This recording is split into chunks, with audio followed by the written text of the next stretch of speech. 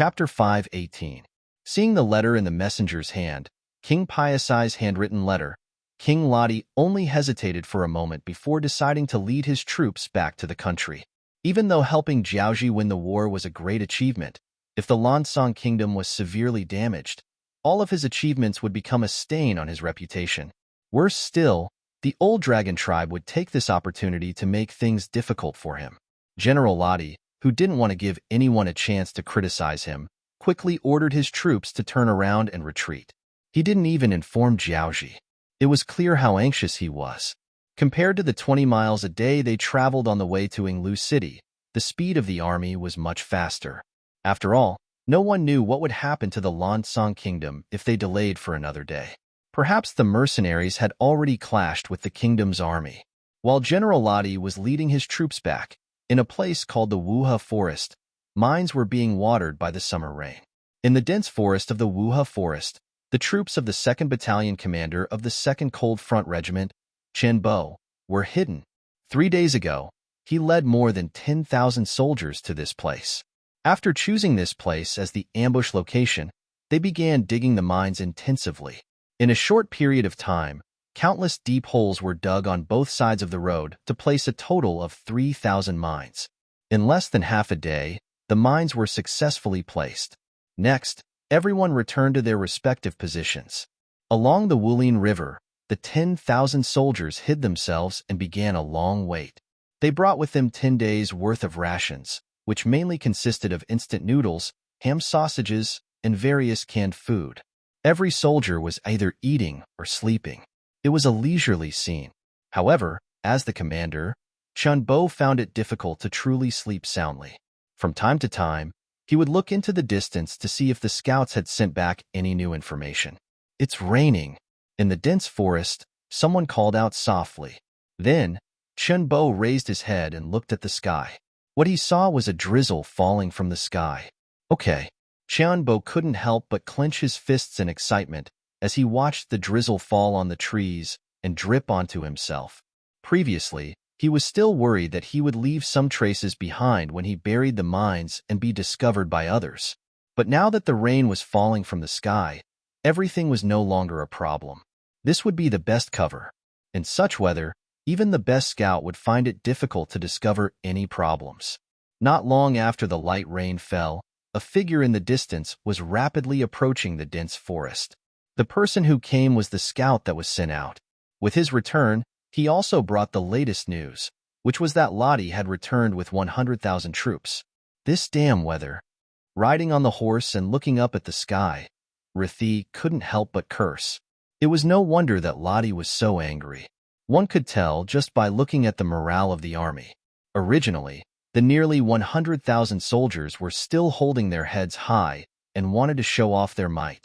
But now, they were suddenly ordered to turn back. This was a very discouraging thing to begin with. But then, it started to drizzle. Although it wasn't very heavy, after a long time, the soldiers' clothes were soaked. The sticky feeling was very uncomfortable. The road also became muddy with the continuous drizzle. Every step they took was heavier than usual. This feeling made them feel even more uncomfortable. The morale of the entire army became much lower because of this. From afar, the army that was walking with their heads lowered would curse from time to time. They all looked like they were blaming the heavens and blaming others. However, even though the morale of the army was low, General Ladi couldn't do anything. Under such weather and such orders, even if he was a great orator, he wouldn't be able to raise the morale of the army at this moment.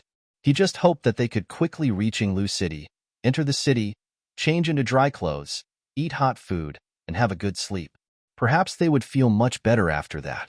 All troops, speed up and try to enter the city to rest at night. Thinking that they were less than 40 miles away from Yinglu City, Ladi made up his mind and gritted his teeth as he spoke to his subordinates. Soon, the order was passed down. Although they hadn't had a good rest since the beginning of the return journey, the soldiers didn't complain too much when they thought about how they could have a good sleep after entering the city. Instead, they sped up silently. At this moment, no one thought about whether they would encounter an ambush. After all, they didn't see a single enemy on the way here. Now that they were about to return to the city, they were only 40 miles away from Yinglu City. In addition, the weather was bad and the sky was gradually darkening. Who would attack them at this time? Just like how it was very strenuous for them to walk. Wouldn't it be the same for the enemy who wanted to attack them? It was precisely because of this misconception that the nearly 100,000 troops didn't have the slightest awareness of being on guard. On the contrary, because of the rain, the distance between the front, middle, and rear of the army was increasing. The sky slowly darkened. Perhaps it was because of the rain, but the sky was much darker than usual. It also made people feel very vexed. However, all of this didn't affect the mercenaries much. They were originally hiding in the rainforest, and the trees above them had blocked much of the wind and rain for them. In addition, they had been sleeping the entire day apart from eating, so everyone was in good spirits. At this moment, this group of elite soldiers was staring at the approaching Lan Song army. Even though the front of their army had already walked past them, not a single soldier had the intention to charge out and fight. Even the 10,000 Jiaoji mercenaries didn't dare to make a single sound under the strict orders of General Hong Jin. It was as if they were afraid of causing a commotion and angering the mercenaries who killed without batting an eyelid. Not to mention, before the battle, the mercenary battalion commander Chun Bo had said that as long as everyone followed the rules, after the battle was over, all the soldiers who participated in the battle would be rewarded with at least 20 taels of silver, regardless of whether they had contributed or not. 20 taels of silver was equivalent to the annual income of an ordinary family in Jiaoji. With such a reward in front of them, everyone was naturally as obedient as they could be. Naturally, only rich mercenaries would be able to casually pay out 200,000 taels of silver without feeling the slightest bit of heartache. The darkness continued. Half of the Lan Song army had already passed through the Wuhe forest, including the 5,000 cavalrymen and 5,000 archers. They were the main force and soul of this army of close to 100,000 men. Everyone, get ready. Through the night vision binoculars in his hands, he could clearly see the front of the army. He saw that the 5,000 cavalrymen were about to walk into a muddy area. In reality, there was a deep trench there. It was the best weapon to use against cavalrymen. As the commander, Chen Bo raised his right hand high into the air.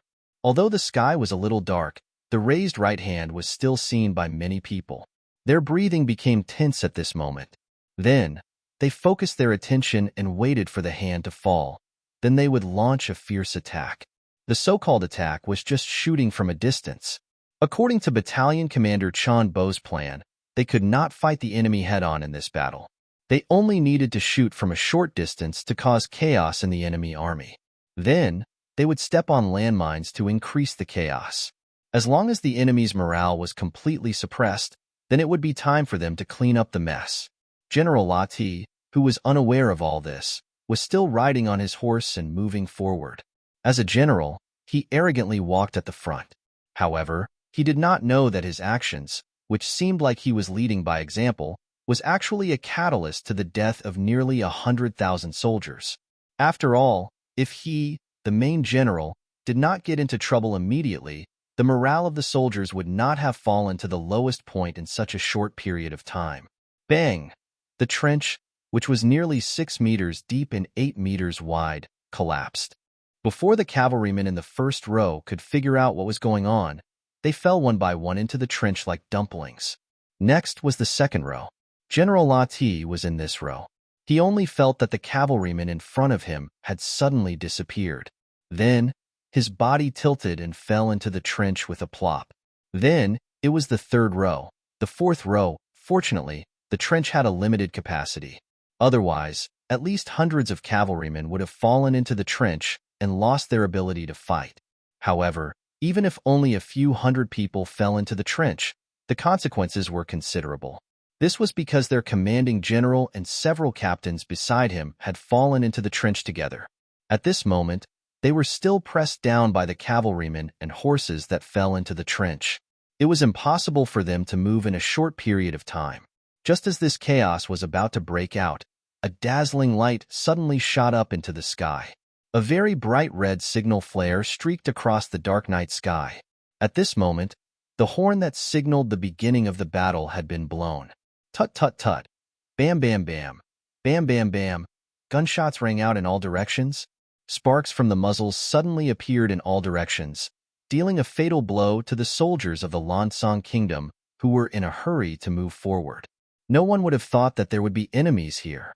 No one would have thought that they would be ambushed here.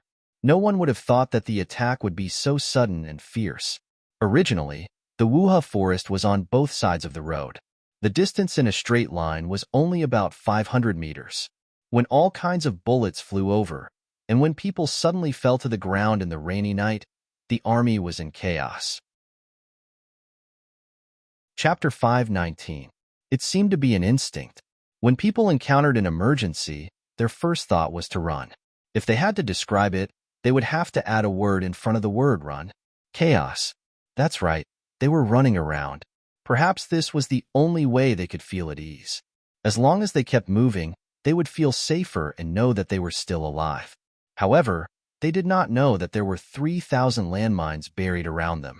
Although the number was not considered a lot, it was much less than the 10,000 landmines that Yang Chendong buried in the Liangshan rainforest to deal with Wan Yongyang. However, it was in the middle of the night, and under the sudden attack, when one of the 3,000 scattered landmines was stepped on, the shock it brought was also very strong. Boom, boom, boom, boom, boom. The explosions were incessant, flames were everywhere, blood was flowing everywhere, and corpses were scattered everywhere. When all these scenes appeared, it was like a purgatory on earth. Human lives became the most worthless existence. One of the captains who was lucky enough not to be affected by the war, under the premise that he could not find General Lati, acted like an ostrich under the protection of his bodyguards while he sent people to Yinglu City, which was 40 miles away, to ask for reinforcements. In terms of numbers, there were more soldiers here. However, anyone could see that under the sudden attack, their morale was low and their morale was low. There was no way they could win a battle with such an army. If reinforcements could appear, it might be like a cardiac stimulant, raising the morale of these soldiers and turning the situation around. Those who could become 10,000 men commanders were no fools.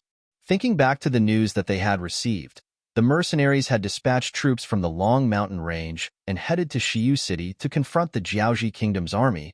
It was unlikely that they would have many enemies after splitting up their forces. Perhaps they still had a chance to turn the tables. However, what the major didn't know was that his actions weren't salvaging the situation. Instead, he was destroying the last bit of hope that he had. The war was still going on. Under the continuous drizzle, there were still many Lansang Kingdom soldiers who were hit and fell to the ground, losing their lives.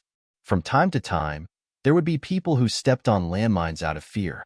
Not only did they pay with their own lives, but they also caused their comrades to be sacrificed. In such a chaotic situation, it seemed that there were enemies everywhere, and nowhere was safe. Even the 5,000 so-called elite godly archers did not have the slightest bit of combat prowess in the face of such a situation. In the darkness, they could only see tongues of fire shooting out from all around them, but they couldn't see where the enemy was. Every time they wanted to walk over to take a look, bullets would shoot through their bodies before they could even get close, causing them to fall one by one. After a few more rounds, and after throwing down nearly 500 corpses, they became much more obedient. They no longer dared to recklessly probe anything. Instead, they changed from standing to lying down. This was because they discovered that once they did so, their safety was much more guaranteed. This was because the bullets from the muskets wouldn't take care of them. This discovery gave more of the Lansang Kingdom soldiers hope of survival. Therefore, in less than an hour, all the soldiers who were still alive changed from standing to lying down. Because of this, the outside environment became much quieter than before. Unless there was someone who didn't have eyes and wanted to escape, only then would there be a few gunshots. Otherwise, it was very quiet most of the time. Although it wasn't good to lie down on the ground at this time, and many of them were even soaked by the rain and water, but compared to losing their lives, this was of course a very good result. Battalion Commander. They are all lying down and not moving, feeling that the swaying figures in their line of sight began to decrease until there were almost none. An officer reported to Chen Bo, "Very good. Isn't this what we want to see? Tell the soldiers, don't waste bullets. As long as they don't move, we won't move either. When dawn comes, it will be time to reap the fruits of victory." Now it's up to Chunyang and Sergeant Su, Chen Bo said calmly, but if one listened carefully, one could hear the sense of relief in his tone. Although the plan was very thorough, and they had set up an ambush here 3 days in advance. But before seeing the results, his heart had been hanging in the air. Now that there was finally a result, and it was a very good result, it was no wonder that his mood was much more relaxed. In Lu City, as the temporary resting place of the Lansong Kingdom's reinforcements, this place was very safe. Even though General La Ti had led the troops out, there were still 5,000 Lansong soldiers and 2,000 Jiaoji soldiers. A city with less than 40,000 permanent residents actually had 7,000 soldiers. This ratio was already very high. This made it so that the residents here were not too affected by the battle outside. Even if there was news that the Jiaoji Kingdom's capital had been taken over by the mercenary army, it was the same. This was because there was also news that King Li was mobilizing a large number of troops to counterattack. Adding on the fact that 100,000 Lansong soldiers were stationed in this city, there was nothing to be afraid of. Not to mention that the mercenary army only had around 10,000 people. Since the residents were not afraid, the soldiers were even more so. Especially after General La Ti led the 95,000-strong army to battle, the 7,000 soldiers who stayed behind to guard the city were living like the masters of the city. Other than closing the city gates to prevent accidents, they had been eating and sleeping for the past few days. Occasionally, they would gather together to gamble. Life was not too good. In actuality, the 5,000 people who stayed behind did not have much battle strength, and they were the weakest of the 100,000 people. As such, they did not have any military discipline. They all knew that the other soldiers had gone with the general to do meritorious deeds, and only they stayed behind. They were people who had been abandoned, and since it was like this, they decided to go all out. Adding on the fact that it had been raining for the past few days, they could drink some wine, sleep some well, and gamble some money. However, this good life was quickly disrupted. News came from the front lines that because the mercenary army had suddenly attacked the Lansong Kingdom, General La Ti would no longer help the Jiaoji Kingdom and would instead go back to help his own kingdom. Moreover, he might return to the city today. So wouldn't their good days be over? Since the general was coming back, the soldiers put away their playful attitude, cleaned the barracks, and prepared food. For the entire day, the 5,000 people were very busy. Just when they were almost done with their preparations, a cavalryman suddenly arrived at the city gate with an unbelievable piece of news. General La Ti and nearly 100,000 soldiers had been ambushed and suffered heavy losses. When the news came out, many people were in disbelief. If the cavalryman who came was not a Chiliarch, and he was indeed one of their own, some of the soldiers would have doubted the authenticity of this news. Hurry up, the army is still fighting with the enemy, and we need your help now. The Chiliarch shouted at the top of the city gates. As if he was afraid that these people would delay the battle, he even shouted, "Weren't you guys regretting that you couldn't go with the army and get military merits? Now that the merits are in front of you, do you dare to fight for it?" The Chiliarch was still shouting, using his own method to provoke the 5,000 soldiers who stayed behind to guard the city. About 200 meters away from him, a few figures were lying on the ground, watching everything closely. Although it was still raining and the ground was already muddy, there were still mosquitoes flying around. Sometimes, there would even be some mosquitoes flying around in front of their faces, looking for opportunities to bite them from time to time. However, these black shadows just lay there motionless, like statues.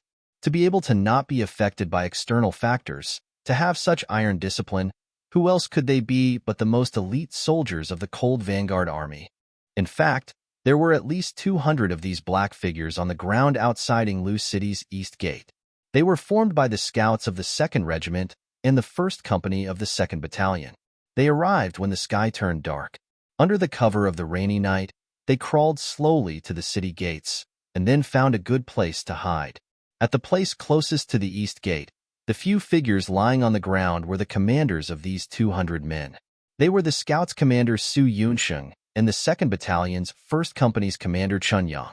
The order they received was to take down Lu City and wipe out the 7,000 enemies in the city. Since Chen Bo had made a military order in front of Yang Chendong, saying that he was going to wipe out the 100,000 soldiers of the Lansong Kingdom, then the 5,000 Lansong soldiers guarding the city naturally had to be wiped out. Otherwise, wouldn't it be imperfect?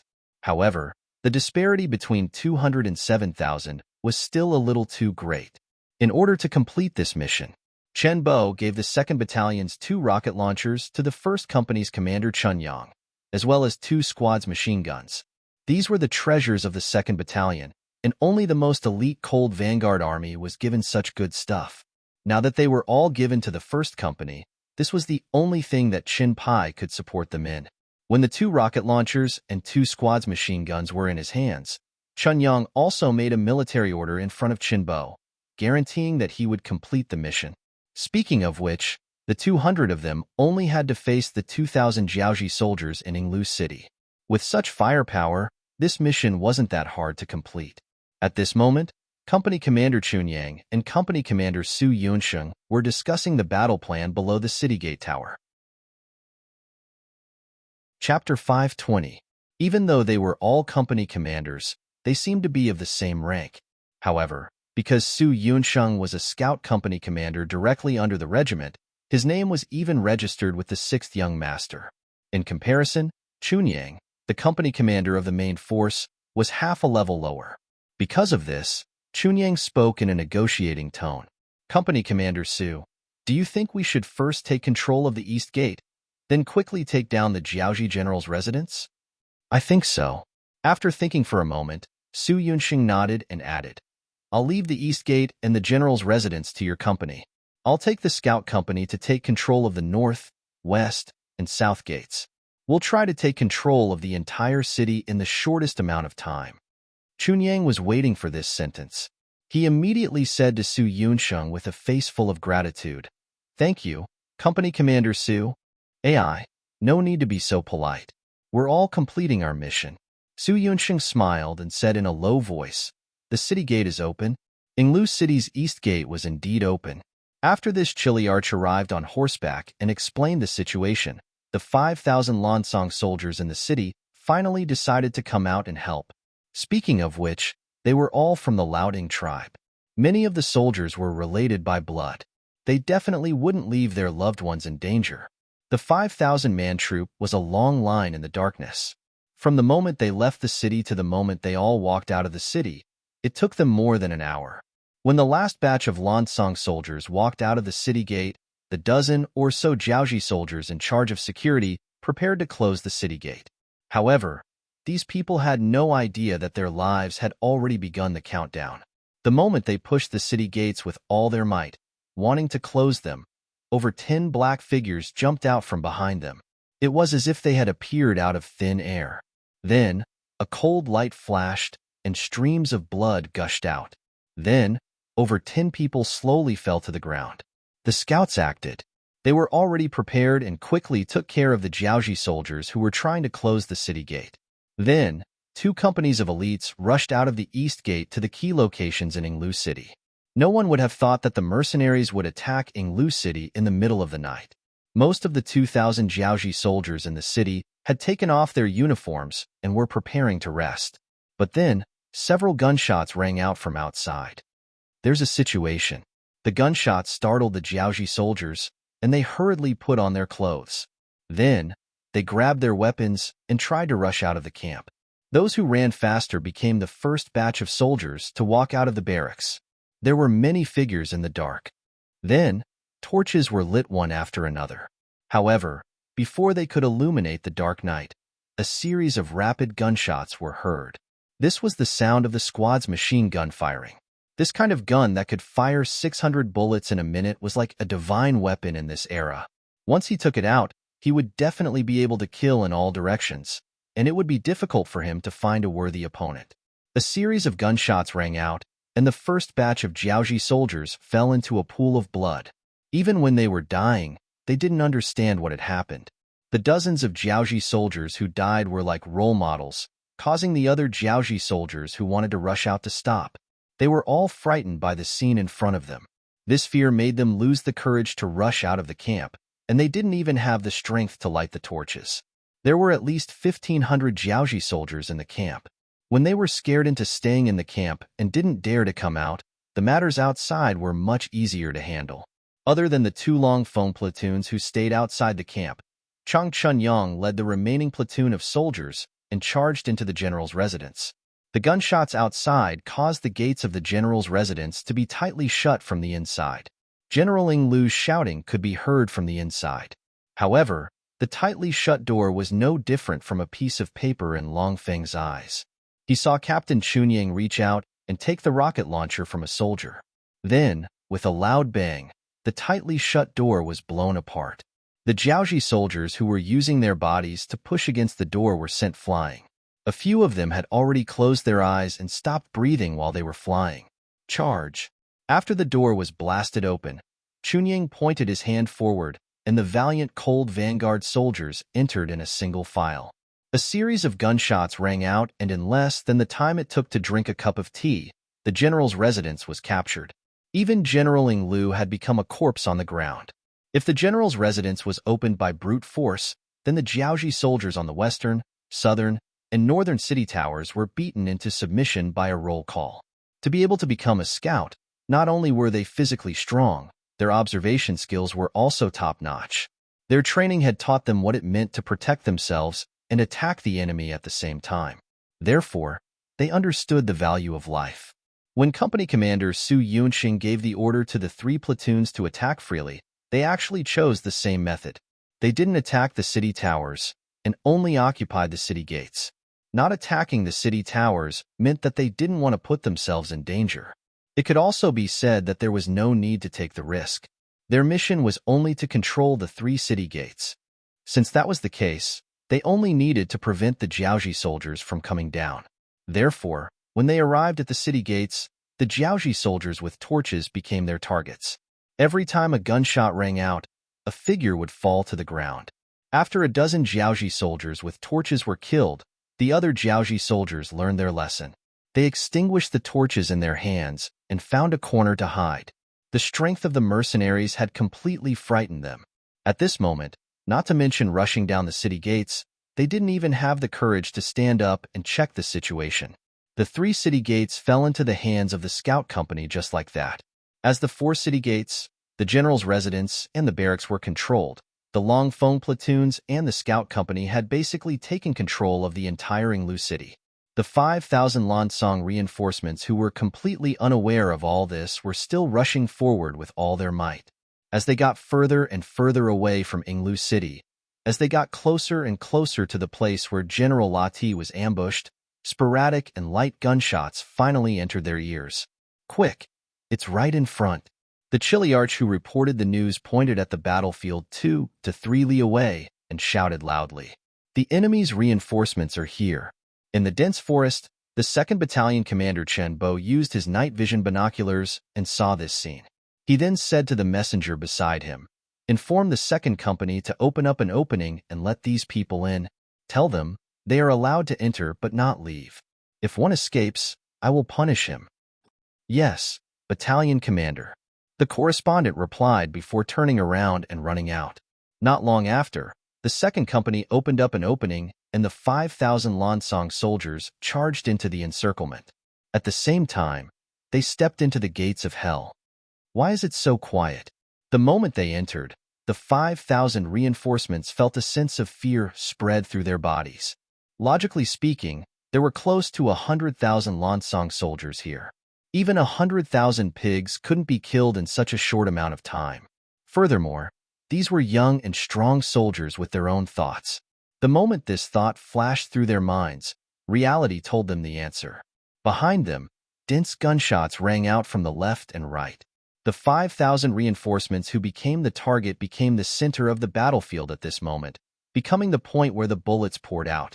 The original Lansong soldiers already had experience after many people died. That was, if they could sit, they definitely wouldn't stand. If they could lie down, they definitely wouldn't sit. Therefore, when 5,000 targets suddenly appeared on the battlefield, it was obvious what would happen. There was no need to aim too much. After all, the 5,000 people standing there were too obvious a target. The gunshots were already continuous. Extinguish the torches and lie down on the ground. The Chiliarch, who was lying on the ground like an ostrich, saw that at least a few hundred of his brothers had died in a very short amount of time. At the same time, he couldn't help but cry out loudly. Fortunately, his reaction was very fast. After getting up and shouting, he immediately lay down on the ground again. A bullet whistled past his head. He was so scared that his heartbeat quickened. He really didn't dare to imagine what would have happened if he had been a step slower. In the end, this shout was still effective.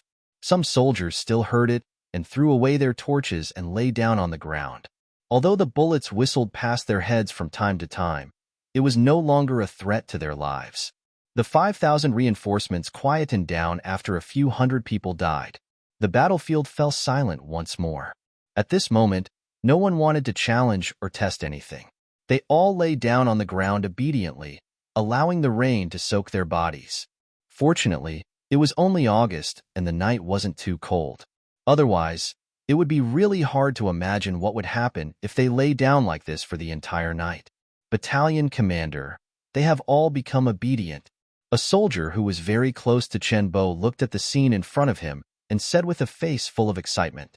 Previously, when the soldiers of the 2nd Battalion knew that they had to deal with the 100,000 Lansong soldiers alone, it was impossible for them not to be nervous. Although it was true that they had the most advanced firearms in the world, the difference in numbers was still too great.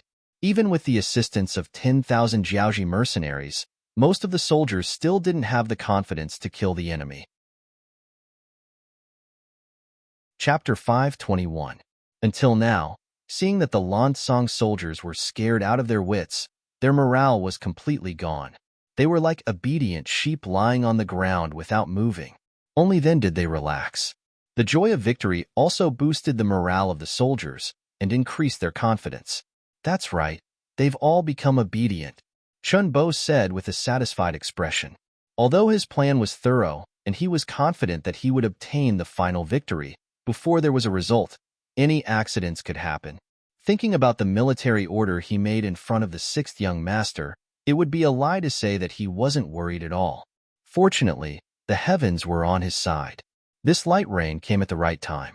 Finally, the situation was settled. He could also give a satisfactory answer to the 6th young master. He was happy in his heart and a smile appeared on his face. How about this? Notify everyone to take turns to rest. Let everyone recover their energy. There will be a bigger test waiting for us at dawn. Right now, they were just surrounding these people.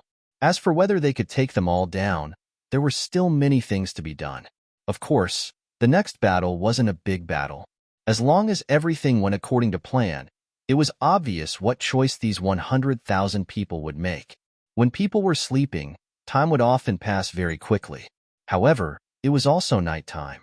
Lying in the water and lying in the mud, that feeling was completely different. It wasn't an exaggeration to say that a day felt like a year. No matter if they were lying down or lying down, the feeling of being soaked in the rain wouldn't be too good. Not to mention, the light rain didn't seem to have any intention of stopping. Not only that, there was a moderate rain in the middle of the night. That feeling was really uncomfortable. Even so, no one couldn't endure it. Because everyone knew that if they dared to stand up at this time, they would definitely become the target of the muskets.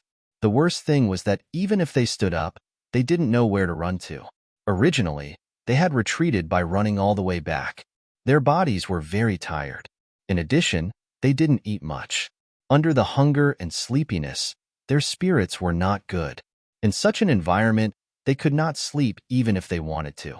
Thus, when the sun began to rise, the morale of the 100,000 Lansong army had already dropped to the lowest point. The summer days were long to begin with, so the sun rose earlier in the morning. The mercenaries who surrounded them only slept for a little more than 2 hours before they had to wake up. Fortunately, they were able to sleep well for the past 2 days. In addition, they were prepared. Every soldier was wearing a raincoat. In terms of mental state, they were much better than the Lansong soldiers. From the moment the sky started to brighten, the mercenaries held their guns tightly in their hands, ready for the Lansong soldiers to counterattack. However, it was obvious that this was unnecessary. Tired, sleepy, and hungry, the soldiers of the Lansong kingdom had long lost the courage to resist. They did not know where to escape to, nor did they know where to go. In such a situation, even though lying on the ground was very uncomfortable, they could only do so. It's about time. Seeing that the expected riot did not happen, 2nd Battalion Commander Chun Bo heaved a sigh of relief. He stood up and his eyes shone. Pass down the order. The cooking squad can start working now. About an hour later, bursts of fragrance began to spread in all directions. When this fragrance entered the noses of the surrounded Lan Tsang soldiers, it caused many of their bodies to move. When a person was very hungry, even the food that they usually disdained to eat would be very delicious. Furthermore, under the orders of Battalion Commander Chinbo, the cooking squad put a lot of fresh meat in their breakfast. When the smell of the meat soup floated in the air, it only increased their appetite. Under the temptation of the meat soup, many Lan Tsang soldiers forced themselves to look into the distance. What they saw were groups of soldiers in camouflage uniforms and some soldiers in Jiaoji army uniforms queuing up to get food. These soldiers had a big bowl in their left hand and a big bun in their right hand. They were drinking the soup and eating the bun, looking extremely happy. Rumble. At this moment, someone's stomach rumbled. When this rumbling sound rang out, no one laughed at him. On the contrary, when everyone looked into the distance, they could not help but swallow their saliva. It was clear that this scene was not small to them.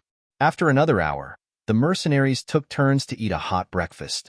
To them, in the 3 days that they were hiding here, they had been eating instant noodles, ham sausages, and all kinds of canned food. Although it was not a problem to fill their stomachs, it was not as good as eating hot food. The mercenaries all ate a hot breakfast and were all full. Then, they returned to their respective teams and continued their surveillance work. The only difference was that the pots that were cooking the soup didn't seem to have any intention of stopping. Under the dozens of temporary tents, the soup was still steaming, and the aroma was everywhere. When a new pot of broth had been boiled, and a new pot of steamed buns had been piled up, 2nd Battalion Commander Chun Bo took out a simple loudspeaker and began to broadcast his voice. Soldiers of Lan Tsang Kingdom, I believe that many of you can understand what I am saying. Of course, if you don't understand, it's fine. You can ask the people around you who understand Chinese. Standing on top of a tall post with one hand on his waist and the other holding a megaphone, Chun Bo shouted loudly. Lan Tsang Kingdom was the Lao's protector of the great Ming dynasty. Naturally, there was no lack of people who understood Chinese. Because of the influence, there were very few people who did not understand Chinese. Noticing that everyone was looking at him, Chun Bo first laughed and then continued to shout, "Soldiers of Lan Tsang Kingdom, there are only 2 paths in front of you. The first is to stubbornly resist and die. The second is to immediately surrender and live. I won't say anything to those who want to die. You can try to charge out and see if your speed is faster or if our guns are faster. As for the brothers who want to live, you can walk out of the ranks now, lay down your weapons, and surrender.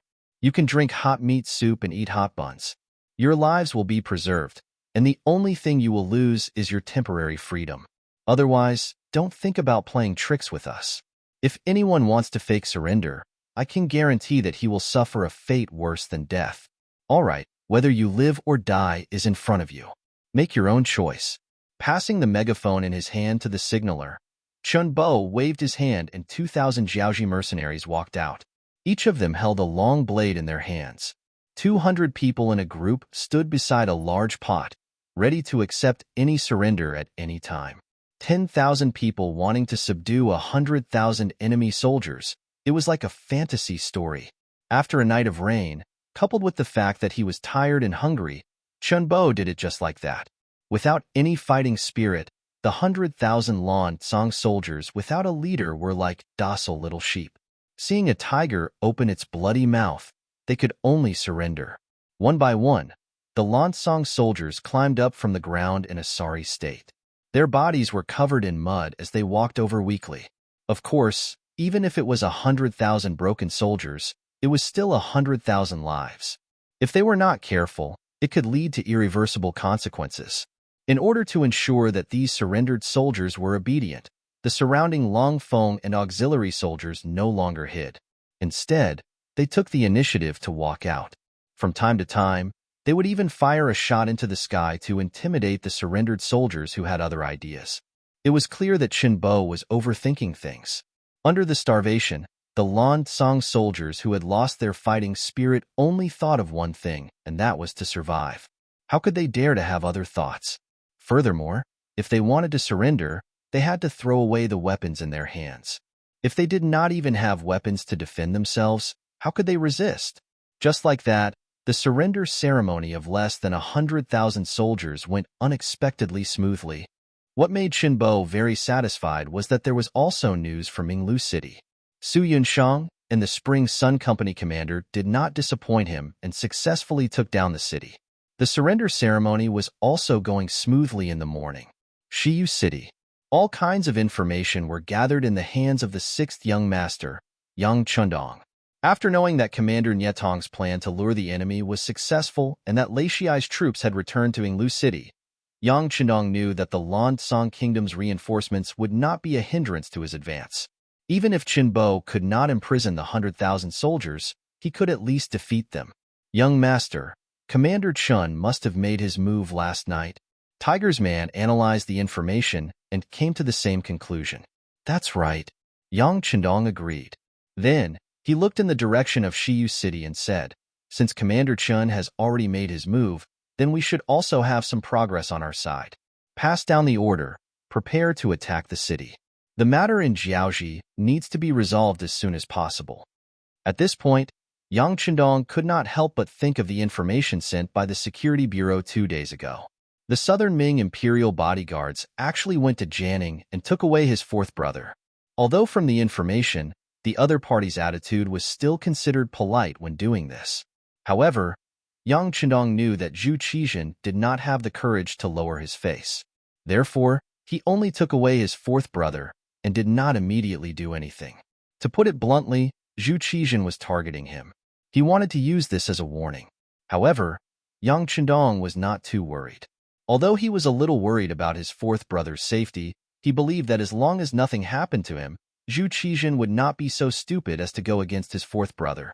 After all, killing Yang Chundong would not benefit Zong at all. It would only force Yang Chundong to rebel. Chapter 522. Since he could see this, Zhu Qizhen should be able to see it as well. Even fourth brother was taken away, so it could be seen that Zhu Qizhen was afraid of him. In order to suppress his development, Zong would definitely think of ways to stop him from expanding. It wouldn't be long before the imperial edict arrived. In other words, he didn't have much time left.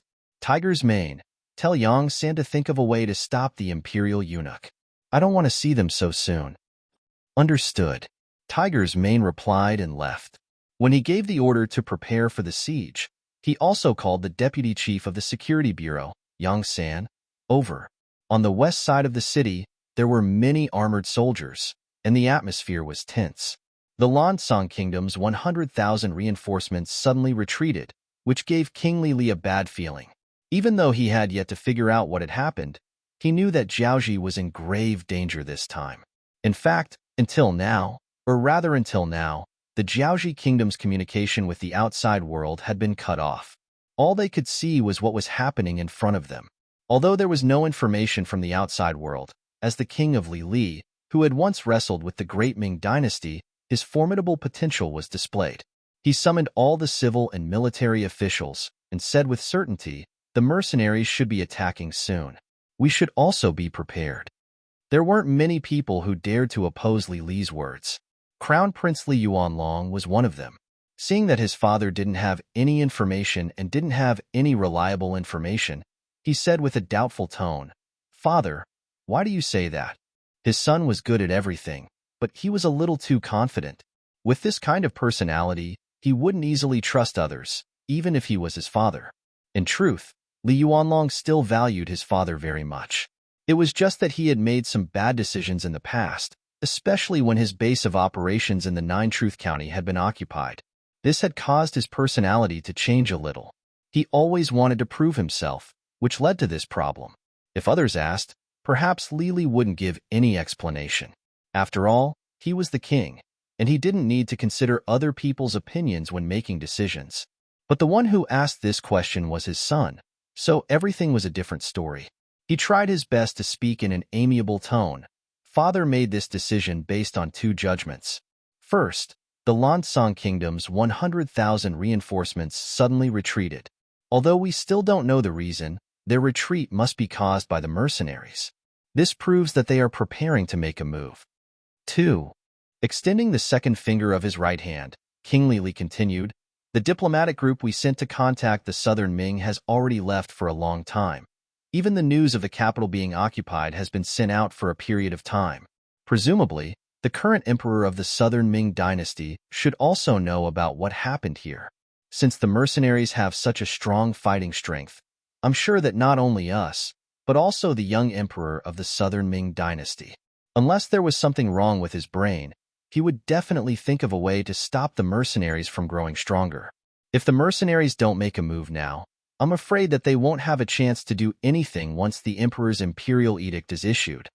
It had to be said that Li Li's intelligence was indeed very high, and his analysis was also very thorough. This was indeed one of the reasons why Yang Chendong was in a hurry to make a move.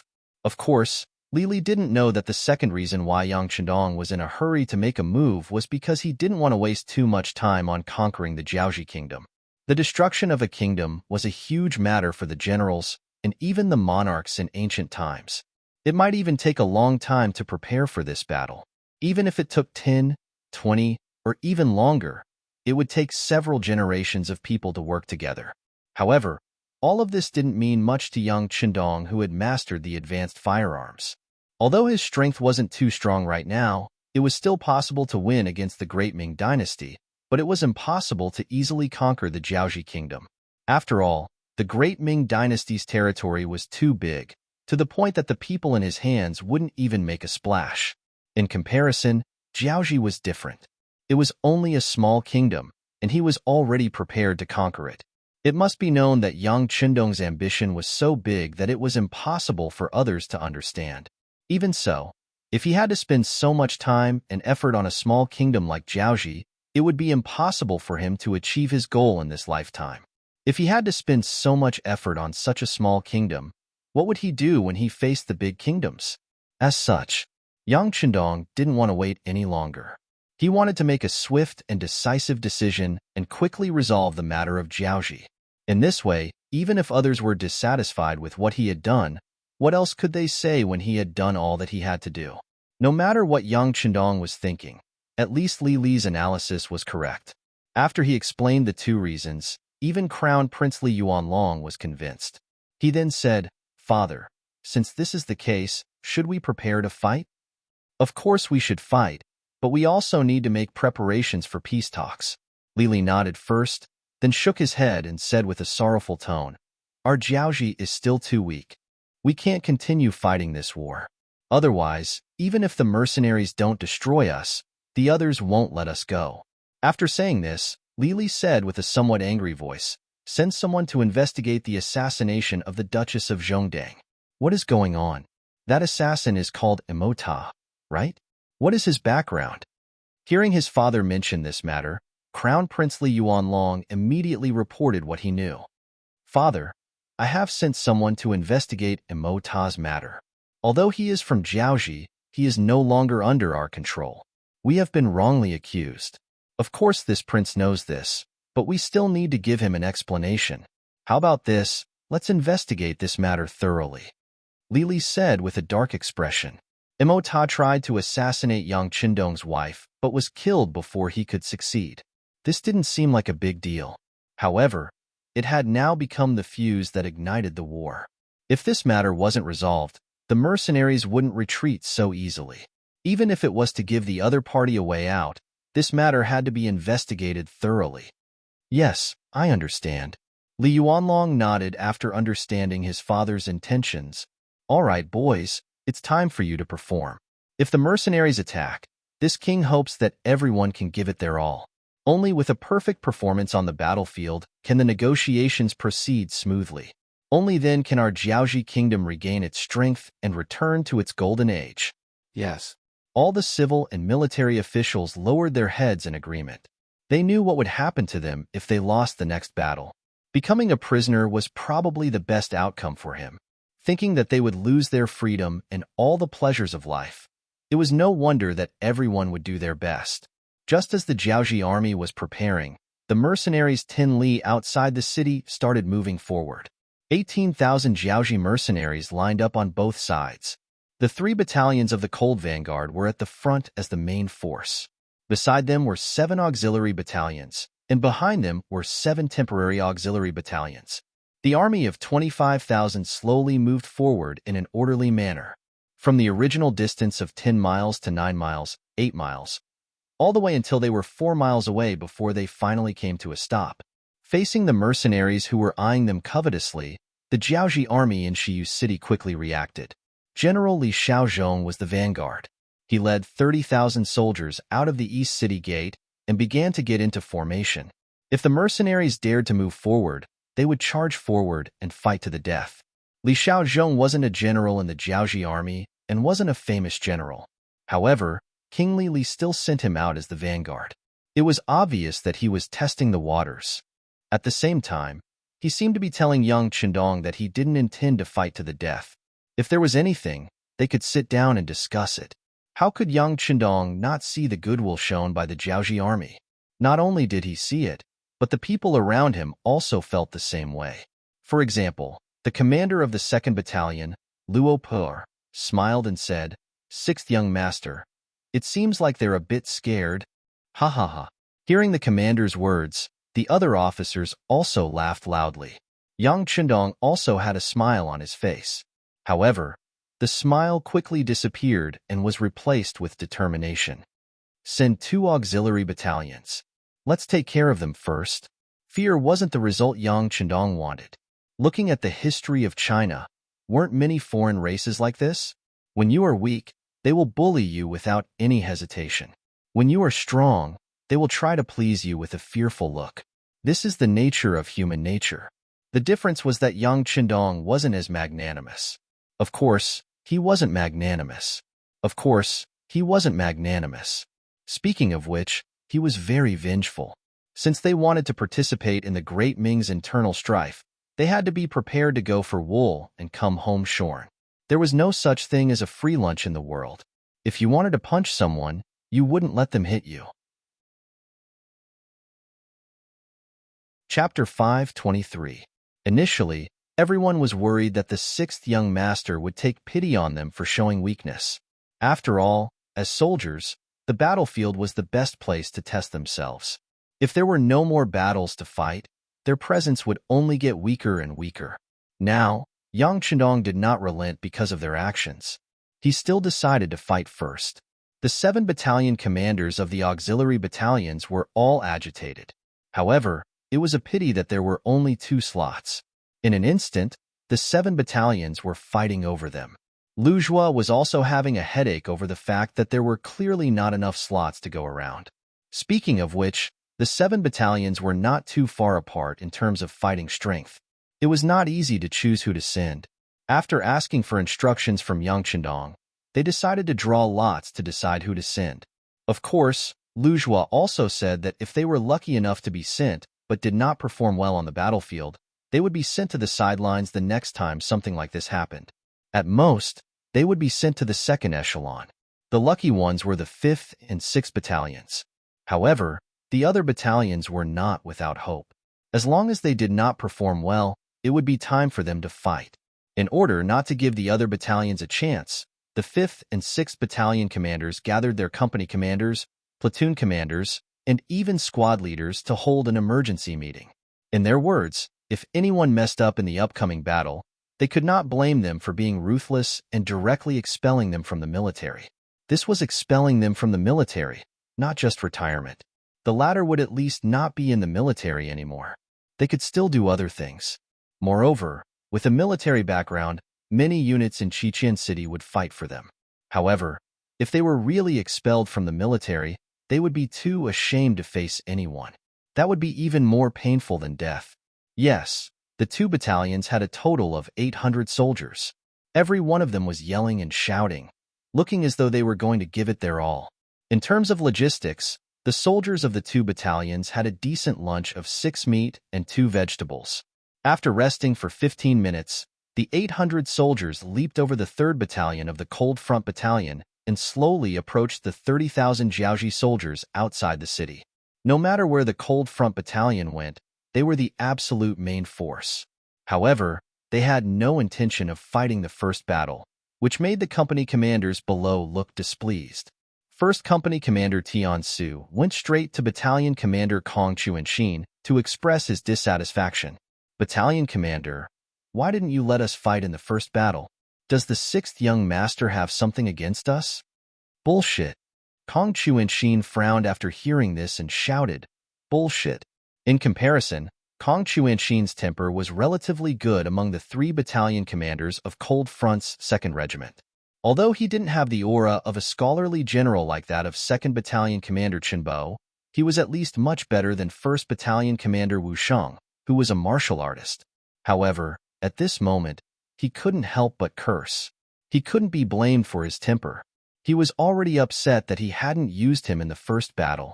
He originally thought that the 1st Battalion was still in Langsun, waiting for the Jiaoji army to retreat, while the 2nd Battalion was outside Yinglu City, dealing with the 100,000 Lansong army. Naturally, the heavy responsibility of attacking Nanyu City would fall to him. He had even made preparations to mobilize his troops before the battle. However, who would have thought that the 6th Young Master wouldn't use them in the first battle and instead sent out 2 auxiliary battalions? This disappointed him and made him angry. Now that the company commanders below were looking for him, it would be strange if he was in a good mood. Although he was angry, Kong Chuan-shin knew that he couldn't bring his temper into the army. Therefore, after cursing, he said, "Don't think too much. The 6th Young Master definitely wants to use the steel on the blade. Don't you know that the enemy's general is just a nobody in the Jiaoji army? Against them, there's no need for a main force like us to fight. Therefore, we should be prepared to fight against their main force. That's what the Cold Front should be doing." Kong Chuan-shin's thoughts were exactly what Yang Chendong was thinking. However, they were facing 30,000 Jiaoji soldiers, and they weren't even the strongest. They didn't see any iron shield soldiers or iron chariots. The enemy wasn't even the elephant soldiers or black soldiers. Why would he send out his strongest main force? Sending out 2 auxiliary battalions was already giving them a lot of face. Although it seemed like there was a huge gap between 800 and 20,000, Yang Chendong wasn't worried at all. The mercenaries had the most advanced firearms in the world. As long as they didn't rush over to fight the enemy in close combat, they had a high chance of winning even if they had 800 against 20,000. Just like in the later stages of the Ming dynasty, the small slave builders only had a few hundred cavalrymen, and they were able to kill tens of thousands of Ming dynasty soldiers. If even they could do it, the mercenaries wouldn't have a problem. Back to the main topic. The 800 soldiers from the 2 auxiliary battalions walked out from the mercenaries and approached the Jiaoji army. Young Master Li was riding on his horse. When he saw that less than 1,000 mercenaries had walked out, he couldn't help but laugh coldly. These mercenaries are too arrogant. Do they really think that they are made of iron and can't be killed? Humph. Trying to shake my 30,000 strong army with less than 1,000 men? You are asking for death. I'll grant you your wish. Men, blow the battle horn. Charge and kill them. Although Li Shaozhong knew that the mercenaries were equipped with advanced firearms, he quickly suppressed his fear when he considered the fact that he had an advantage in numbers. As the order was given, the 30,000 Jiaoji army advanced step by step under the sharp sound of the battle horn. There were more than 10,000 soldiers, and there was no end to them. Outside the east gate of Shiyu City, when the 30,000 soldiers were spread out, the pressure they exuded was immense. At the very least, these Jiaoji soldiers were emboldened by this aura. With every step they took, they shouted the word kill. Their voices reverberated between heaven and earth, lingering for a long time without dissipating. On the east gate tower of Shiyu City, King Li and the Crown Prince were watching. When they saw that the mercenaries had sent out less than 1,000 men, they couldn't help but look down on them. Most of them were thinking that even if the mercenaries had advanced weapons, they were still too arrogant to use only 800 to fight 30,000. As long as these people charged in front of them, they would be able to kill the mercenaries with just a spit of saliva. Indeed, many Jiaoji people had such thoughts. On the other hand, the mercenaries also had the same thought. It was time for the auxiliary soldiers to show off their might. When the 30,000 Jiaoji soldiers began to move forward, the 800 auxiliary soldiers stopped moving. Then, one by one, the soldiers checked their weapons and ammunition. In just 10 seconds, all the soldiers picked up their guns and looked forward. In fact, they had already checked their weapons countless times before they arrived. Their actions just now were subconscious. 5th Battalion, target 6 to 12 o'clock. Get ready. 6th Battalion, target 12 to 6 o'clock. Get ready. The two auxiliary battalion commanders gave the command to prepare for battle at the same time. 800 soldiers stood in the same line, giving the impression of a long green dragon entrenched on the ground. Open fire. The distance between the two sides was now only 400 meters, completely within the firing range of the muskets. The two battalion commanders immediately gave the order to open fire, and a series of gunshots instantly suppressed the other party's footsteps and sounds. Bullets flew out horizontally. When the Eight-Nation Alliance entered Beijing, there were only 1,000 of them. However, they were able to defeat tens of thousands of Qing soldiers and the Boxer groups. This was the power of firearms. At that time, the Eight-Nation Alliance mostly used rifles, the kind that needed to be reloaded after every shot. Moreover, the effective range of those rifles was only 200 to 300 meters. In comparison, it was much worse than the Type 81 rifles used by the auxiliary soldiers. Even though the Type 81 rifles were made by the Qiqian City Munitions Factory, they were not as good as the Type 81 rifles in Yang Chendong's warehouse.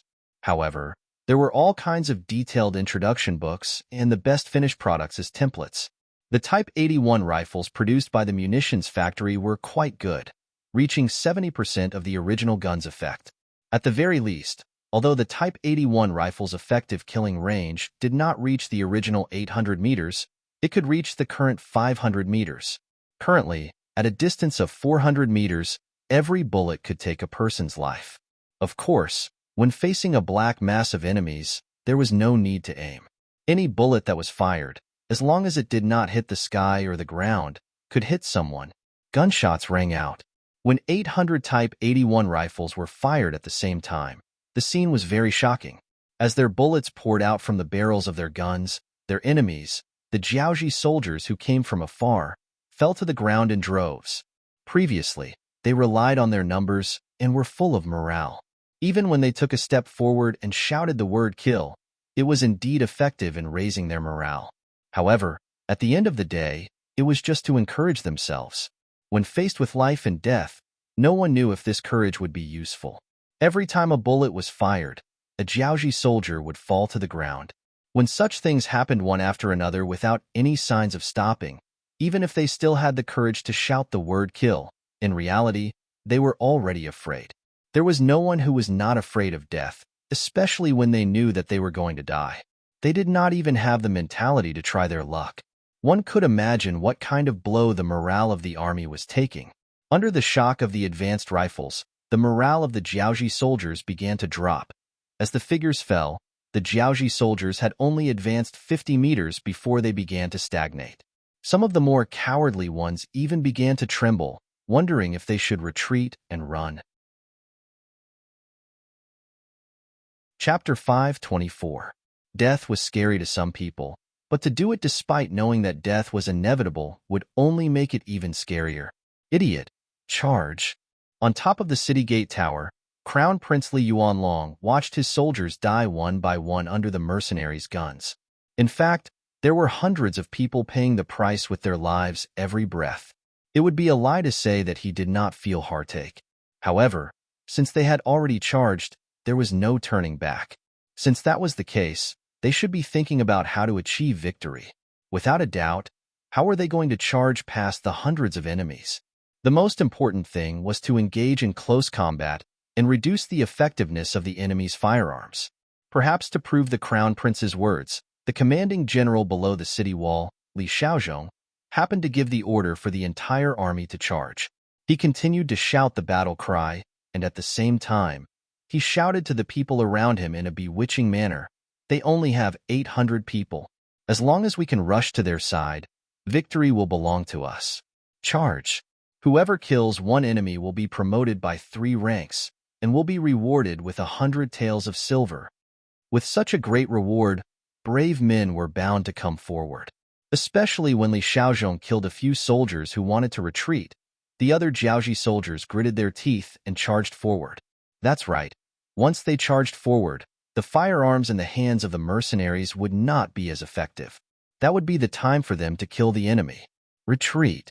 Seeing that the enemy had finally come to their senses and knew how to charge, the two commanding generals of the Jiaoji battalion immediately ordered. At the same time, the soldiers of the 5th and 6th battalions gave the order to retreat.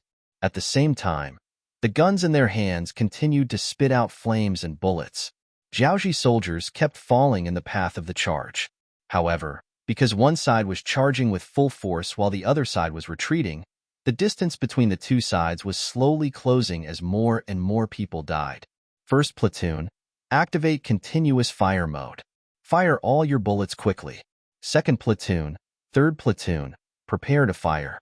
Seeing that the distance between the two sides had been reduced from 400 meters to less than 100 meters, and soon it was only 60 to 70 meters, and the distance was still rapidly shrinking, the 5th and 6th battalion commanders issued a new order. It would be a lie to say that they were not afraid when facing the charge of tens of thousands of people with only 800 people. After all, the momentum of so many people rushing over was very frightening. Fortunately, their usual training was effective. Yang Chendong had long anticipated that they would often be outnumbered, so when he trained them, he placed special emphasis on courage. The lone hero had become the role model and goal in the hearts of all the warriors. In addition, the two battalion commanders had already said that if anyone dropped the ball, they would face the consequences of being expelled from the army. After all, the 6th young master was watching from behind. As a member of the auxiliary troops, it was rare for him to be in the limelight like this. If he retreated out of fear, or even ran away, he would lose all his face. It was under such encouragement that none of the soldiers retreated, even though they were still a little afraid. Instead, they listened to the orders of the two battalion commanders. They opened fire and dropped bombs. Everything seemed to be in order. Seeing that the mercenaries were getting closer and closer, the eyes of the Jiaoji soldiers at the front glowed with excitement.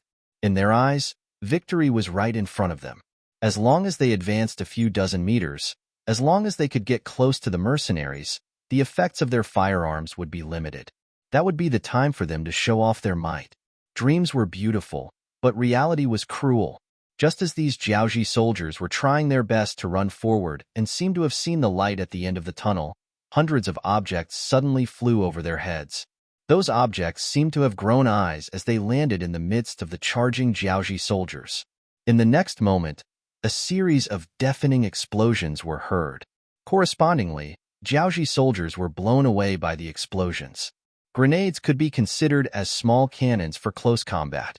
Once they landed in a crowd, the impact was so great that everything within a 3-meter radius would be flattened. The pitiful Jiaoji soldiers at the front were instantly devoured by the power of the gunpowder. Tot-a-tot, the Type 81 rifles of the two auxiliary platoons were in continuous firing mode. In that instant, bullets rained down on the Jiaoji soldiers.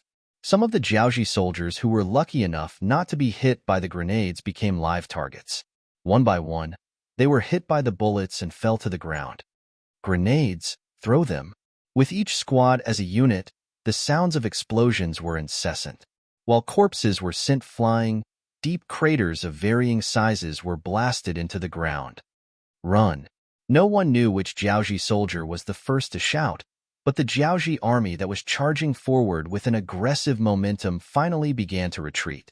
Especially when some of the soldiers realized that the explosive objects that were thrown on the ground had a limited range, they began to run even faster. The initial wave of ferocious attacks was thus suppressed. Chase and fire at the same time. Seeing an opportunity, the 5th and 6th battalion commanders put away their grenades and raised their guns to give chase. The Jiaoji soldiers behind them who were too slow to escape fell to the ground one by one. In the middle of the mercenary army, Yang Chendong observed all of this with his binoculars. A look of relief appeared on his face. Just a moment ago, he had already planned to send the other auxiliary battalions, and even the main battalion of the Cold Front. After all, if the Jiaoji soldiers had really reached them, the consequences would have been unimaginable. Such a loss was not something he wanted to see. Fortunately, The two auxiliary battalions did not disappoint him. They withstood the initial pressure and won the final victory. Of course, facing such an attack, Yang Chendong actually had a better idea. For example, he could casually take out a few powerful cannons from the warehouse. When the cannons were fired, the enemy's attack would be instantly neutralized. However, he did not do so in the end.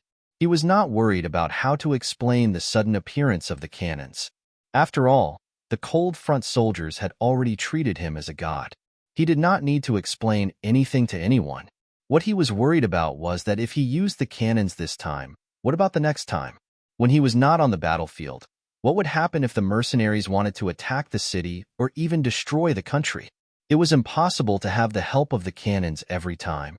Without chariots, not to mention the difficulty of transporting such a thing, if such a treasure fell into the hands of the enemy, the consequences would be fatal. Of course, it was necessary to use the cannons appropriately. After all, the cold front would need to be equipped with a certain number of cannons in the future. However, even if they were to be used, they would have to be used on the blade. On the battlefield, as the mercenaries retreated, the two auxiliary battalions began to counterattack. Although their footsteps were not very fast, because the enemy was still within shooting range of the 81 caliber guns, every time they fired, there would still be enemies who would fall to the ground. Open the city gates and let them in. On the tower of Shiyu City, seeing the defeated Jiaoji soldiers being slaughtered right under his nose, the king of Lily's face was already pale. He suddenly realized that he seemed to be really old. He actually began to feel fear from the bottom of his heart. This was something that had never happened to him when he was young. Even when he was facing the powerful Ming dynasty, he still dared to make his own voice and arm wrestle. But now, in the face of the seemingly invincible mercenaries who were able to repel his 30,000-strong army with less than 1,000 people, he really didn't know what to do or what to do at this moment. On the tower, the Jiaoji archers began to continuously fire arrows. Although they were far from being able to hit the mercenaries who were still 400 meters away, they at least had to show that they had the ability to counterattack. The east city gate was already wide open, allowing General Li Shaozhong and his defeated soldiers to successfully enter the city. Although they were defeated, they were still Jiaoji soldiers after all. Needless to say, who would not be defeated when facing such an opponent? After the soldiers surged into the city gate, they did not even have time to care about the wounded soldier who was shot but did not die. The city gate was quickly closed. They were afraid that the mercenaries would take the opportunity to directly attack the city. However, in reality, the two auxiliary battalions had already retreated. In this battle, they had killed at least a few thousand people and successfully completed their mission. When the 5th and 6th Battalion commanders returned to the barracks, they were naturally praised by Yang Chendong. He also announced that their contributions would be recorded and would be rewarded when the time was right. The two battalion commanders immediately received countless envious gazes. Although the other battalion commanders were also jealous, they knew that these two battalion commanders had some ability after witnessing everything. Just the fact that they were able to remain unmoved in the face of 10 times the enemy's pressure was already admirable. As for contributions, with so many enemies, was there a need to be afraid that there would not be any more battles to fight in the future? As long as one was strong enough, gold would always shine. After the battle, it was almost night time. Yang Chendong had no intention of launching a night attack. It was not that he did not have the ability to do so, but the current Jiaoji was not worth it for him to do so. Therefore, other than the soldiers who were left behind to carry out the necessary patrols, the rest of the soldiers went to bed early after dinner. Others could rest, but Yang Chendong could not. He still had too many things to do. For example, the 2nd Battalion commander, Chen Bo, had sent news that they had successfully completed their mission. They had killed General Lati of the Lansong Kingdom's reinforcements and more than 5,000 soldiers. The remaining 95,000 Lansong soldiers and 1,000 Jiaoji soldiers in Yinglu City had all become captives. After the first step was completed, Chunbo asked for instructions on what to do next. In response, Yang Chendong gave the orders while Tiger's Mane recorded them down. Inform Hanoi City to send out 20,000 educated youths from Chichien City. Leave 2,000 of them in Yinglu City to carry out preaching activities. The rest will help Battalion Commander Chun to take the captives back. Inform the Navy to be prepared to send the captives to Chichen City. Chapter 525. After dealing with the matter of Yinglu City in a decisive manner, he picked up another piece of information to read. When he saw the information, Yang Chendong couldn't help but laugh coldly. The information came from the Southern Ming Empire's imperial palace. The person who sent the information was one of the chief eunuchs, Mao Mu. As the most important spy by Ying Zong's side, unless it was a major event, he wouldn't send out any information. Since the information came from him, it must be very important. Just like what was recorded in the information, Ying Zong actually listened to the opinions of his ministers and wanted to borrow money from Yang Chendong. The emperor of a country actually wanted to borrow money from his ministers. Wasn't this a very comical matter? However, it happened now, and Yang Chendong became the main character of this matter. Obviously, one of the ministers didn't like him and wanted to smear some medicine on him. In addition, the Southern Ming Empire had just separated and their foundation wasn't very solid. Then, there was civil strife in the south. When they quelled the rebellion, they spent a lot of money. Now that they didn't have to pay taxes from Guangdong, Guangxi, and Yunnan, their lives were even more difficult. At this time, they had to recruit 1 million more soldiers. The amount of money they needed to spend was uncountable. The treasury was running out of money. Someone suggested that they could borrow money from Yang Chendong. After all, this person had set up a bank in Ming. It was said that his savings had reached more than 40 million taels. It shouldn't be a problem to borrow 20 to 30 million taels. Zhu Qizhen, who was lacking money, felt that this seemed to be a feasible path after hearing the suggestions of his ministers. He decided to let the eunuch in charge of announcing the edict tell Yang Chendong to stop sending troops to Jiaoji. Then, he would ask him to lend money to the Southern Ming Empire to tide over the current crisis. Mao Mu said this in the information. After being sent by the Security Bureau, the information was first placed in front of Yang Chendong. Seeing that this was simply wishful thinking, Hu Meng wanted to throw the report away the moment he saw it. However, considering that this matter was not known to the young master, once the imperial eunuch from the Southern Ming Empire arrived, wouldn't he be unprepared? Thus, in the end, this piece of information still appeared in front of Yang Chendong. Now that he saw Yang Chendong laughing while holding the information, Tiger's Mane suggested, "Young master, I think Zhu Qizhen's head must have been kicked by a donkey. This is just wishful thinking. We don't have to pay attention to it." Yang Chendong also said that his head had been kicked by a donkey. He used it to describe those ignorant people who made ignorant decisions. When the mercenary officers heard it, they felt that the description was very appropriate, so they often used it. Hearing Tiger's Mane's suggestion, Yang Chendong tilted his head and looked at him. "Do you also think that Zhu Qizhen's head is rusty?"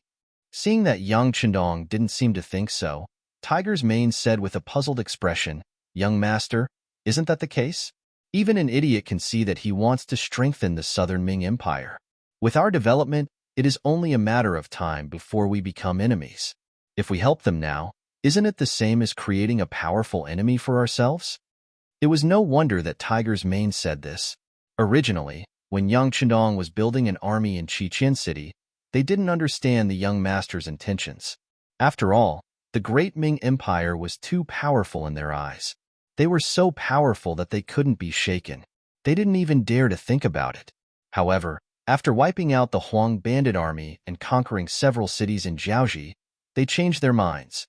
With such a powerful army and heaven-defying firearms, why couldn't they set their sights on something bigger? Didn't the ancients say that it was better to be a king than a general? Since that was the case, why couldn't they dream about becoming an emperor? Moreover, the Great Ming dynasty was originally snatched from the Yuan dynasty, so it seemed reasonable for someone else to snatch it away from them. It had to be said that Tiger's Mane wasn't the only one who had such thoughts. Many of the high-ranking officers in the mercenary army also had such thoughts. It could be said that this had already formed a certain scale. This way, if Yang Chendong wanted to attack the Great Ming Empire one day, there wouldn't be any resistance. However, in Yang Chendong's eyes, this wasn't the case. At the very least, he knew that the so-called one day was still far away from him.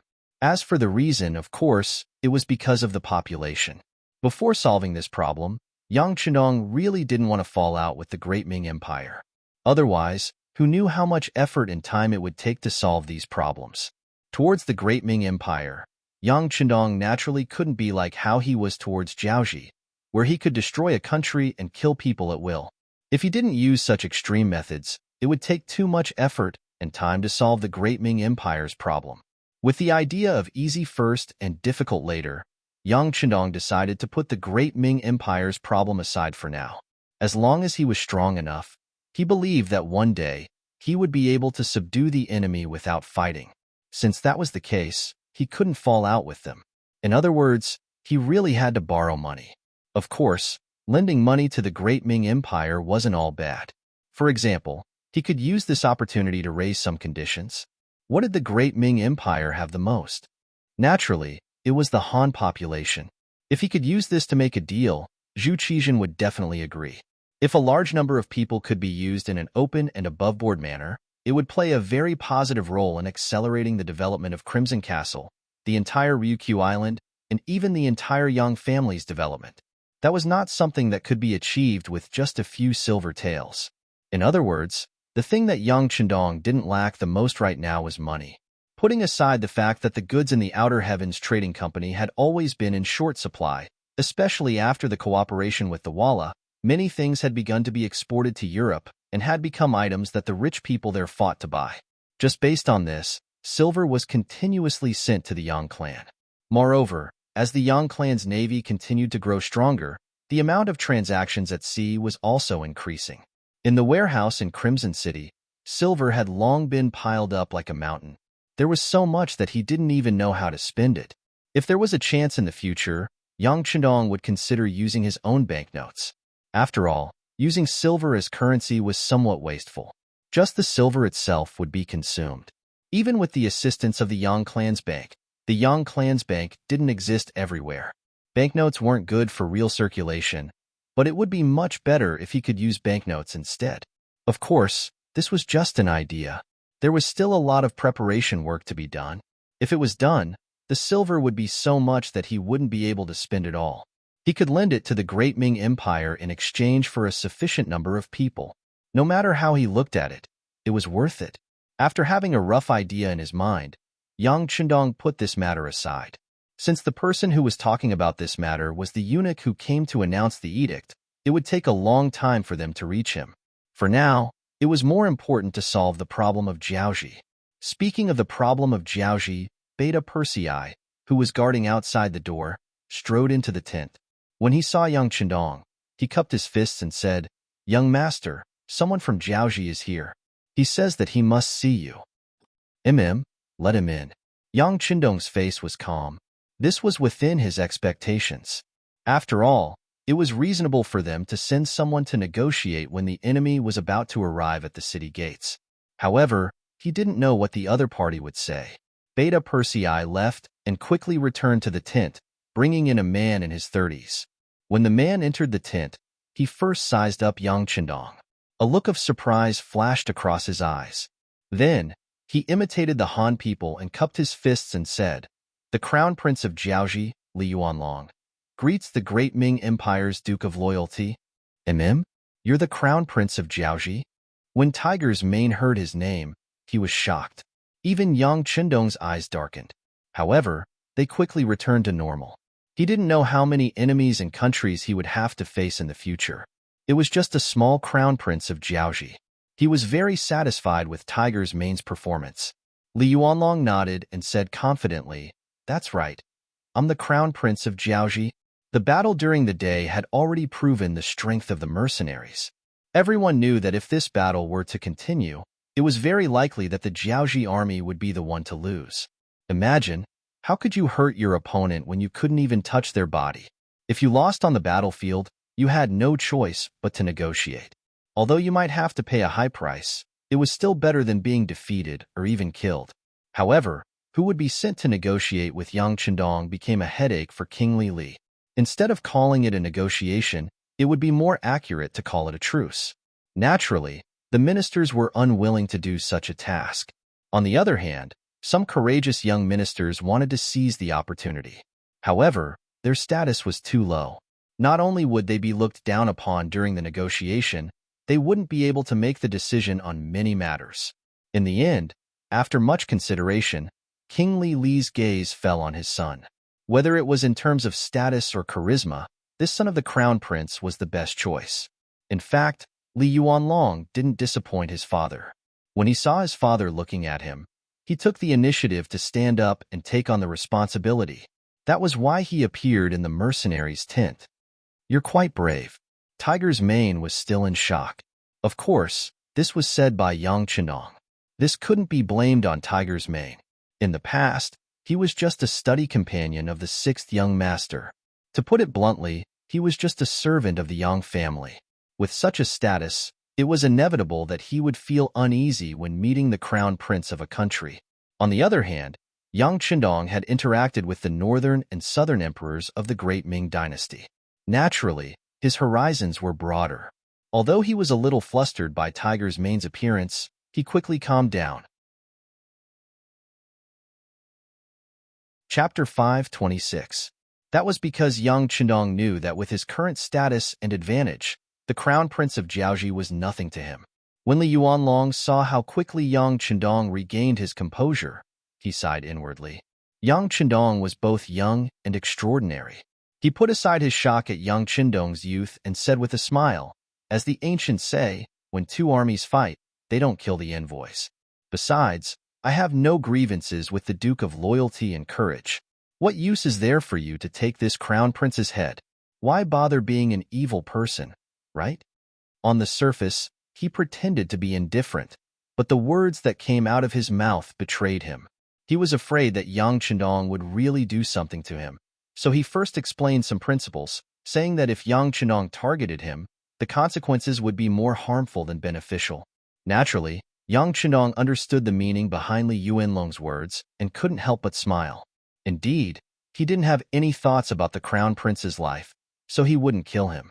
However, since Li Yuanlong had appeared in front of him so openly, it wouldn't be in line with Yang Chendong's character if he were to let him be too complacent. Therefore, Li Yuanlong smiled and said with a stern expression, "You don't deserve to address yourself as the crown prince in front of me. If there is a next time, you will be severely punished." When Li Yuanlong saw the smile on Yang Chendong's face, he thought that his words had struck a chord with Yang Chendong. Who would have thought that Li Yuanlong would suddenly fall out with him? Li Yuanlong then realized that he was indeed a little too comfortable just now. He immediately cupped his fists and said, "Yes, I am too used to addressing myself as the crown prince. It is my fault." With one sentence, Li Yuanlong, who had lowered his head, had already expressed his attitude and position. That was, he was really afraid of death and Yang Chendong's anger. Li Yuanlong was so cooperative and put his identity so low, which made Yang Chendong have a new level of respect for him. If this person was incomparably arrogant, even if he didn't kill him, he would humiliate him properly, or even scare him a little to make him lose face. But since the other party was so low-key, he couldn't be too forceful. Bullying a person who didn't dare to fight back was really not fun. "All right, since you're here, take a seat. Tiger's mane, go out and keep an eye on them. No one is to disturb them without orders." Yang Chendong said casually to Tiger's mane. He wanted to see how sincere the crown prince of Jiaoji was. Tiger's mane originally wanted to stay and protect the young master. However, when he thought of the young master's true strength, he knew that he was unnecessary. He immediately nodded and left. Perhaps it was because of his rebirth, but Yang Chendong had become familiar with his body. His body's potential began to explode. His strength, speed, spear skills, and perception were stronger than when he was at his peak in his previous life. Just a few days ago, when he was bored in Hanoi City, he called the 20 people from the second guard team and asked them to attack him together. To everyone's surprise, the final winner turned out to be Yang Chendong himself. Although he had taken a lot of punches and kicks because of this, he was the one standing in the end. Even the punches and kicks that he took quickly returned to normal as he continued to breathe in and out. This was all because of the qi that suddenly appeared in his body. Yang Chendong didn't have any impression of how this qi was formed and when it appeared. Anyway, he knew that with this qi in his body, his strength had more than doubled. And this strength was still increasing. This time, he challenged the second guard team.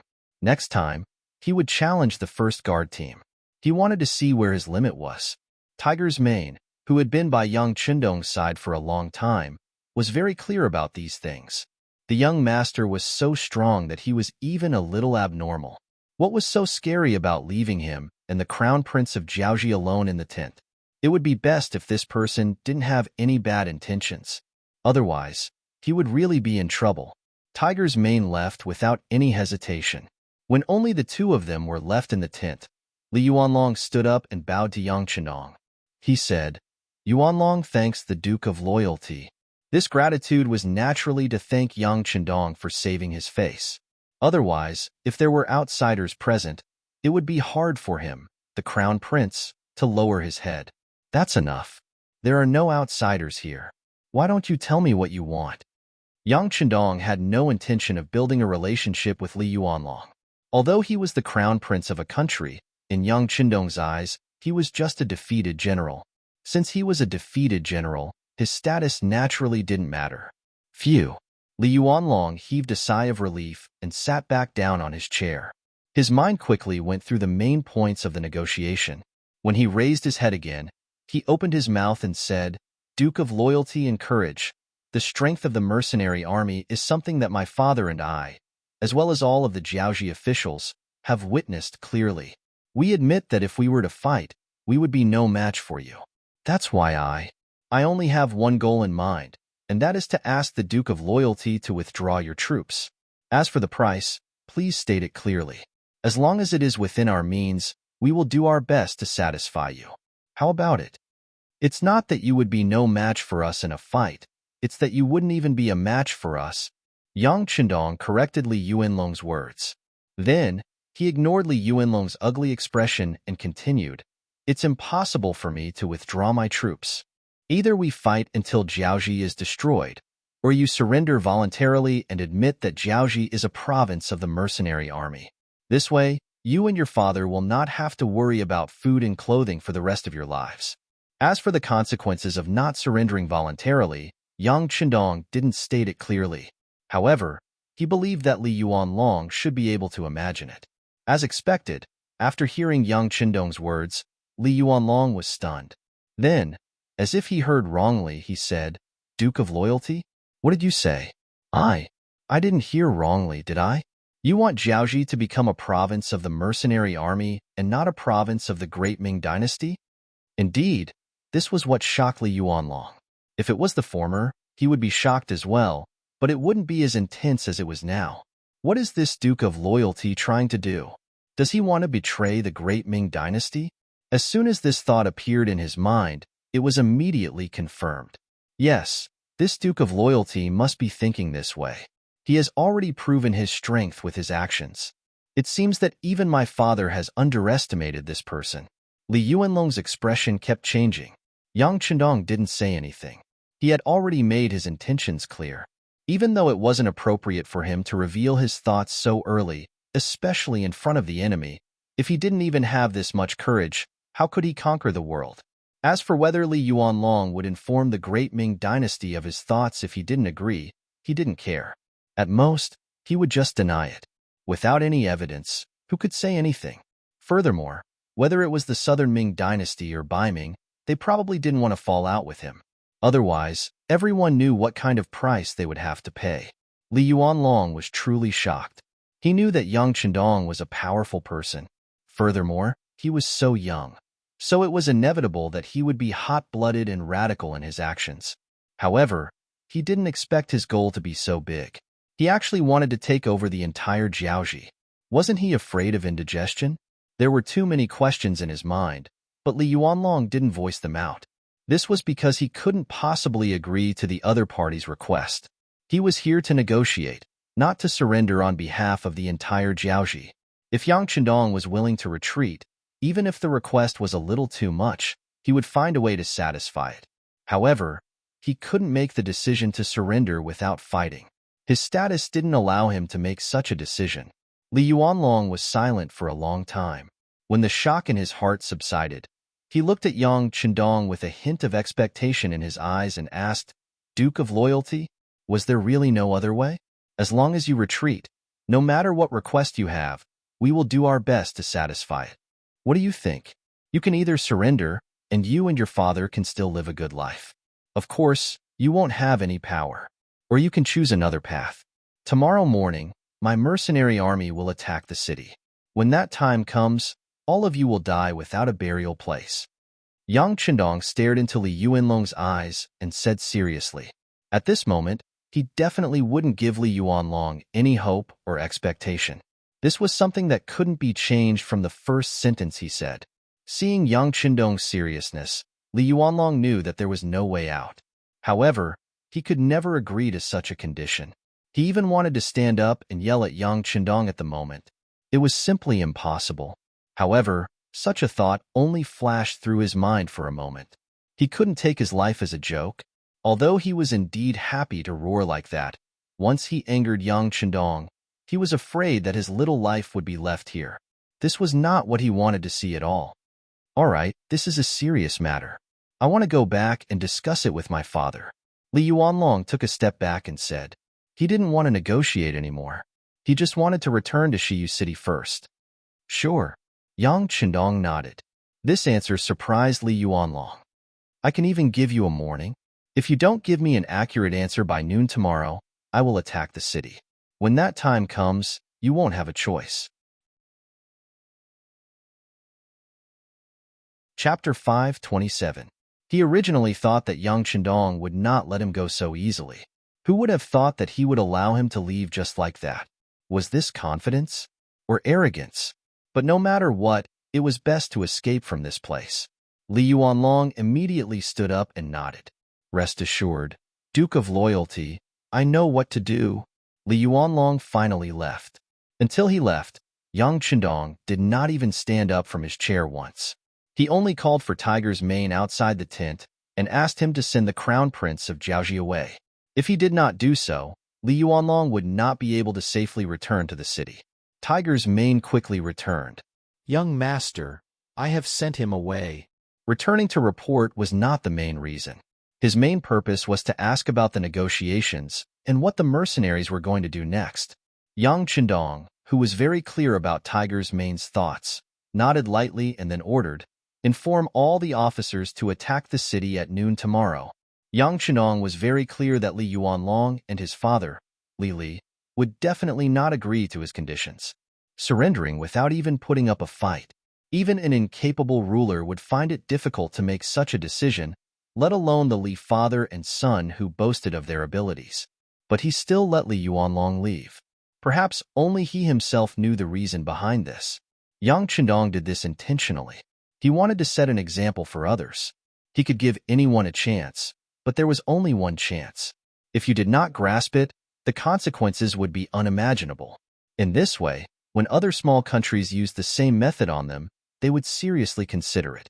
As long as one small country surrendered without a fight, tonight's matter would not have been in vain. This was Yang Qindong's intention. He cared about the future and the situation in the future. However, Li Yuanlong, who couldn't see this, arrived at the foot of the city wall in a panic. He sat on the hanging basket and returned to the city tower. Soon, he appeared in front of his father, Li. The crown prince returned. In the temporary palace, Lily wasn't the only one who didn't rest. None of the civil and military officials were resting. They were waiting for the crown prince to return. They wanted to see what kind of demands he had made, how they would respond, and what concessions they would make.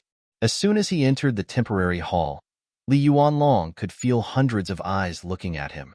If it was in the past, he would be secretly happy to be the center of attention. But at this moment, he was a little annoyed by the way people were staring at him. Dragoni, how is it? This time, before anyone else could ask, King Lily spoke first. Just from this point alone, it was clear that he had lost his usual composure. This was not Li's fault, and it had nothing to do with his age. All of this was because after Crown Prince Li Yuanlong had left the city and discussed with the generals, he had been shocked to discover that they had no way to deal with the mercenaries, nor did they see any hope of victory. This was what caused Lily to be shocked. Could it be that other than negotiation and compromise, there was no other way? It was because of this that he placed all his hopes on his son, hoping that Li Yuanlong could bring him a good result. Even though he knew that the mercenaries would definitely demand an exorbitant price, he he still hoped that they would be more polite. After all, weren't the Han people used to learning from Confucianism, talking about moderation, talking about the demeanor of a great country, and forgiving people when possible? As long as you expressed your acceptance, you would usually receive their forgiveness. Perhaps it was because of this that when the Han people were weak, so many people would stand up to bully them. Repaying evil with good, this was what the Han people were most willing to do. Often, doing this would bring them a good reputation. But did they not think about how to repay kindness? Of course, this was a bit off topic. When Li Yuanlong heard his father personally ask, he didn't know how to answer. He stood there for a long time without making a sound. Li Yuanlong's silence made King Lily very anxious. Dragoni, what is the situation? Did you not see the Ming dynasty's Duke of Loyalty and Courage? Shaking his head, Li Yuanlong said, I saw him. You saw him? Then what did he say? Lily let out a sigh of relief. But seeing that Li Yuanlong didn't say anything for a long time, he couldn't help but say anxiously, did he put forward some harsh conditions? What is going on? Say something. Not only was the king anxious, but the other officials were also anxious, waiting for Li Yuanlong's answer. First, he took a deep breath. Perhaps he also knew that some things were unavoidable. Rather than not saying anything and letting everyone guess, he might as well say it openly. Perhaps before there was no way out, everyone could still unleash their potential and defeat the mercenaries.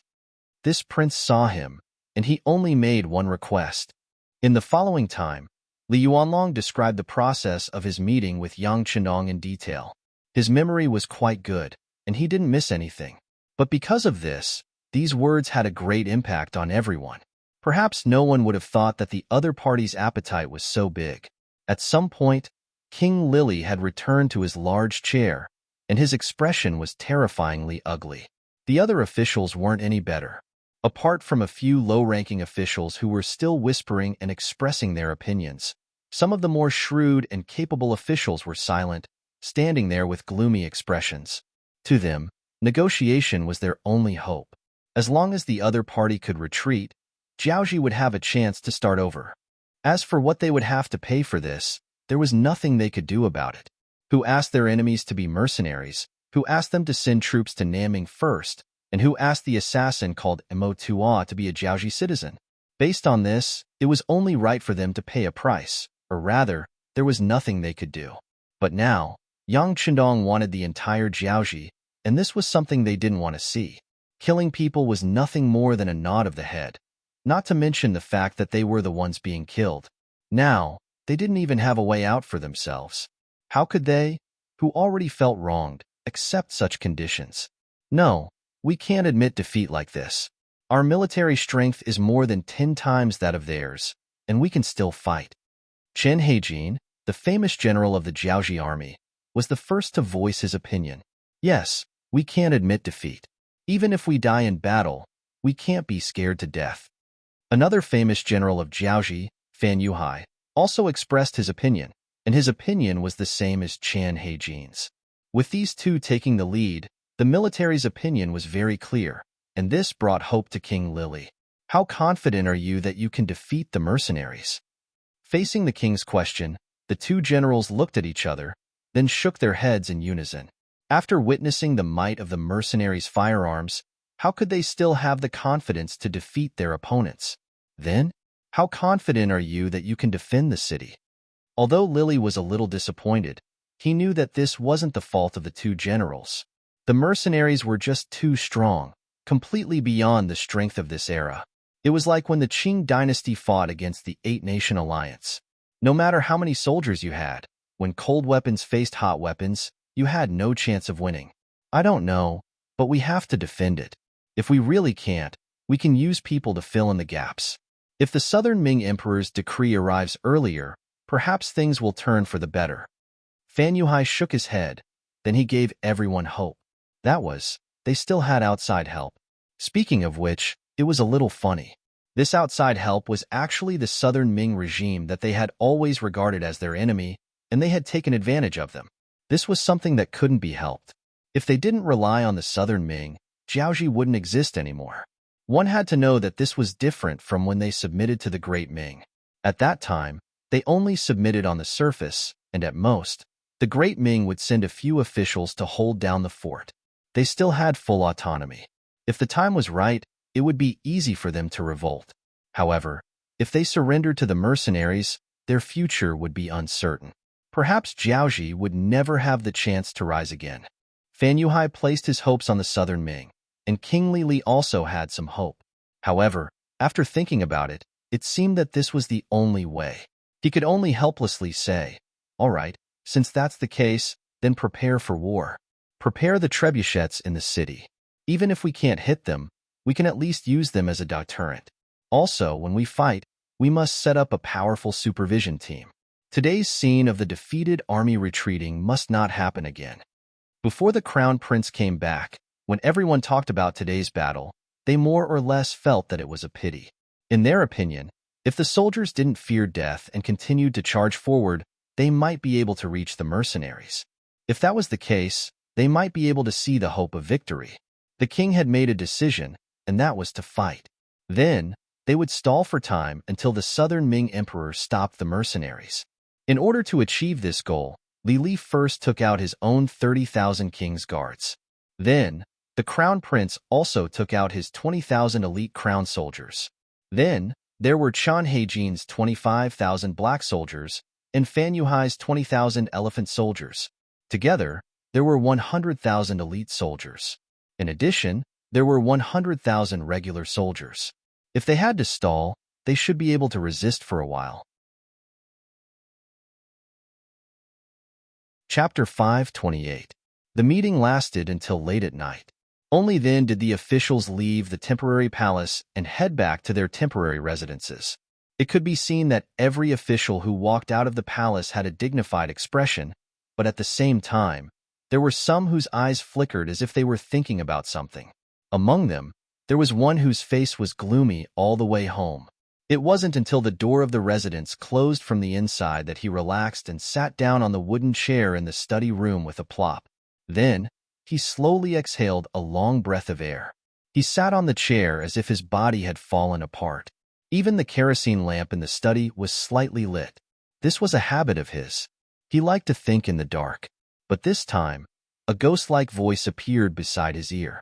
"Lord Chen, are you feeling very vexed? Who is it?" Lord Chen stood up as if there was a spring installed under his butt. His face was filled with panic. Then, cold sweat dripped down his cheeks. It was no wonder he was so frightened. This was his residence, his study. It was the safest and most hidden place in his life. He was different from the other officials of Jiaoji. Most of them were outsiders. However, he was not. Chen Di was the imperial advisor of Jiaoji and also the magistrate of Shiyu City. After all, Shiyu City was his home ground. However, a stranger actually came in and out of this place that he thought was safe. His eyes were already used to the darkness. He saw a black shadow appear in front of him. There was no candlelight. This made the black shadow look even more sinister and mysterious. It was this feeling that made Lord Chen have goosebumps all over his body. It wasn't hard for him to imagine that if that person didn't want to talk to him, but wanted to make things difficult for him, or even kill him, then wouldn't he have already become a corpse that was gradually turning cold? Chen Di was so nervous. He looked like a hedgehog with spikes all over his body. It seemed like he would explode at any moment. The black shadow saw all of this. He chuckled. "Lord Chen, there's no need to make a fuss. I'm standing here talking to you in a friendly manner.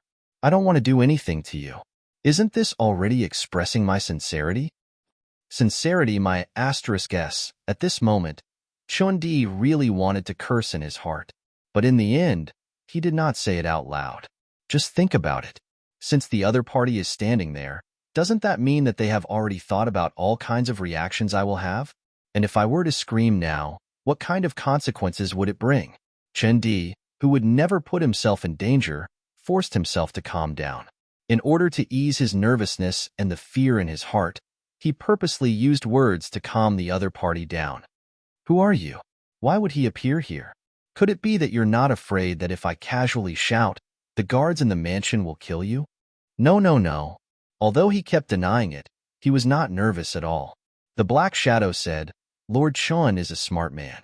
Since he is smart, He will not seek death for no reason. Am I right? Hiss. Chun-Di sucked in a breath of cold air and sighed in his heart. Sure enough, the other party already has the idea of killing me. Otherwise, he wouldn't make such a threat. If he wasn't prepared, he wouldn't be so relaxed. He lamented in his heart that he was still smart enough not to scream out loud. But at the same time, he had some guesses about the identity of the person who came. Someone would suddenly appear in front of him when the mansion was under siege. It seemed that he could guess who sent this person even if he used his toes to think. You're a loyal man? Impressive. Lord Chun is indeed Lord Chen. You're also the smartest person in the Chen family. You guessed my identity so quickly. I wonder if you're interested in my arrival?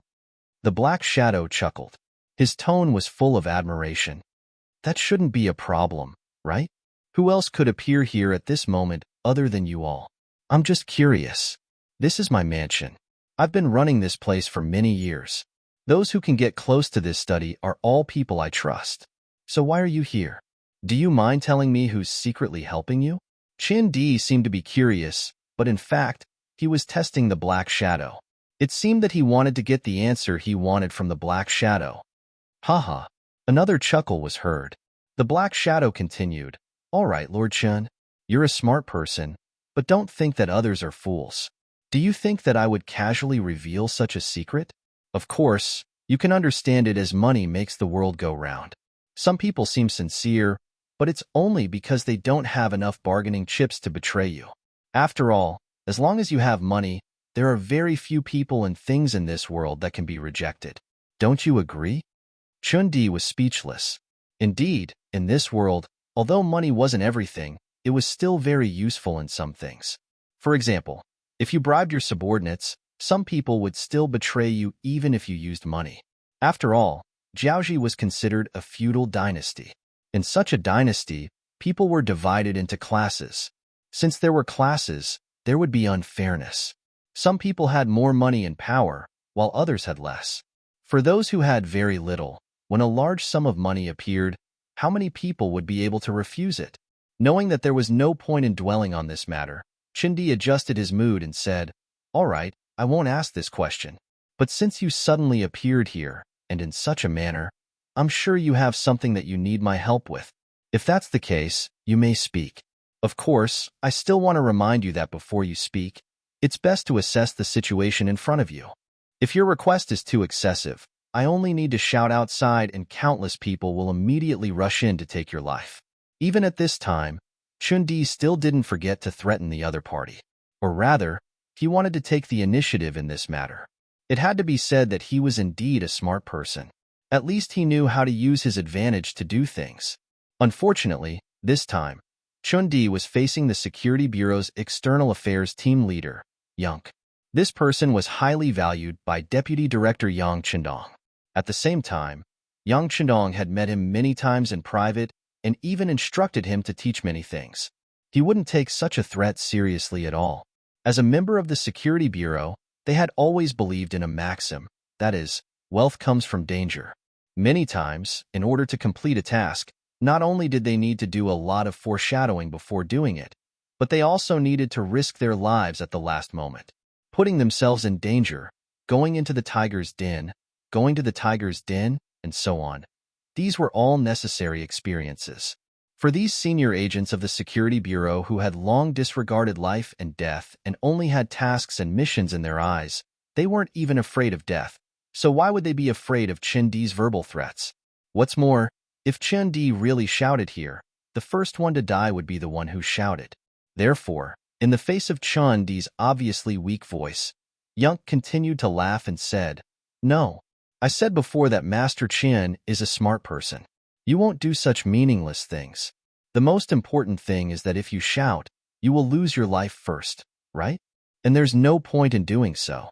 If you die, perhaps many people will be secretly happy. It will even be a shame for the entire Chen family. After all, who knows if we're fighting among ourselves because of the unequal sharing? You. After Yang completely pointed out the matter, Chun-Di's face became very ugly. He suddenly realized that the other party was a devil. The other party had already thought of everything. Compared to him, who was suddenly faced with such a predicament, There were too many factors that he didn't consider. Just as Yunk said, Chun-Di might not be afraid of death and could even shout loudly to attract the servants in the mansion, but in this way, not only would he die, but he might also die in a very stupid way. If others really thought that he was colluding with a foreign country and died because of the unequal sharing, wouldn't it cause trouble for the entire Qin family? Chun family was the second largest surname in Jiaoji, second only to Yuan family. They were even stronger than the currently family of the king. But unfortunately, 10 years ago, Chun Heijin had a disagreement with the family and announced his departure from the Qin family and had begun to decline. Although he still had some influence among the civil officials, and it couldn't even be considered small. But there wasn't a single person in the military who could make a move. If a family could only control some public opinion and didn't have an effective military to support them, one could imagine how many restrictions they would face when doing things. Take Qin-Di, for example. Although he had some ability, was quite smart, and had the position of a court official, he could only be confined to this small piece of land in Shiyu City. This was the disadvantage of not having military power. Without anyone to support him, his words carried less and less weight. The entire Qin family's status in society became lower and lower, to the point that they were about to fall from being the second largest family. When that time came, there would be many people who would be willing to step on them. At that time, it would be the greatest test for the entire Qin family. Fortunately, a war suddenly broke out, and then the mercenaries came. After that, some of the actions against the Chen family disappeared.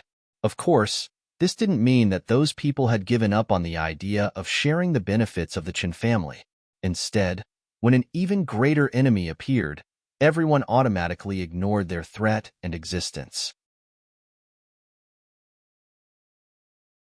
Chapter 529.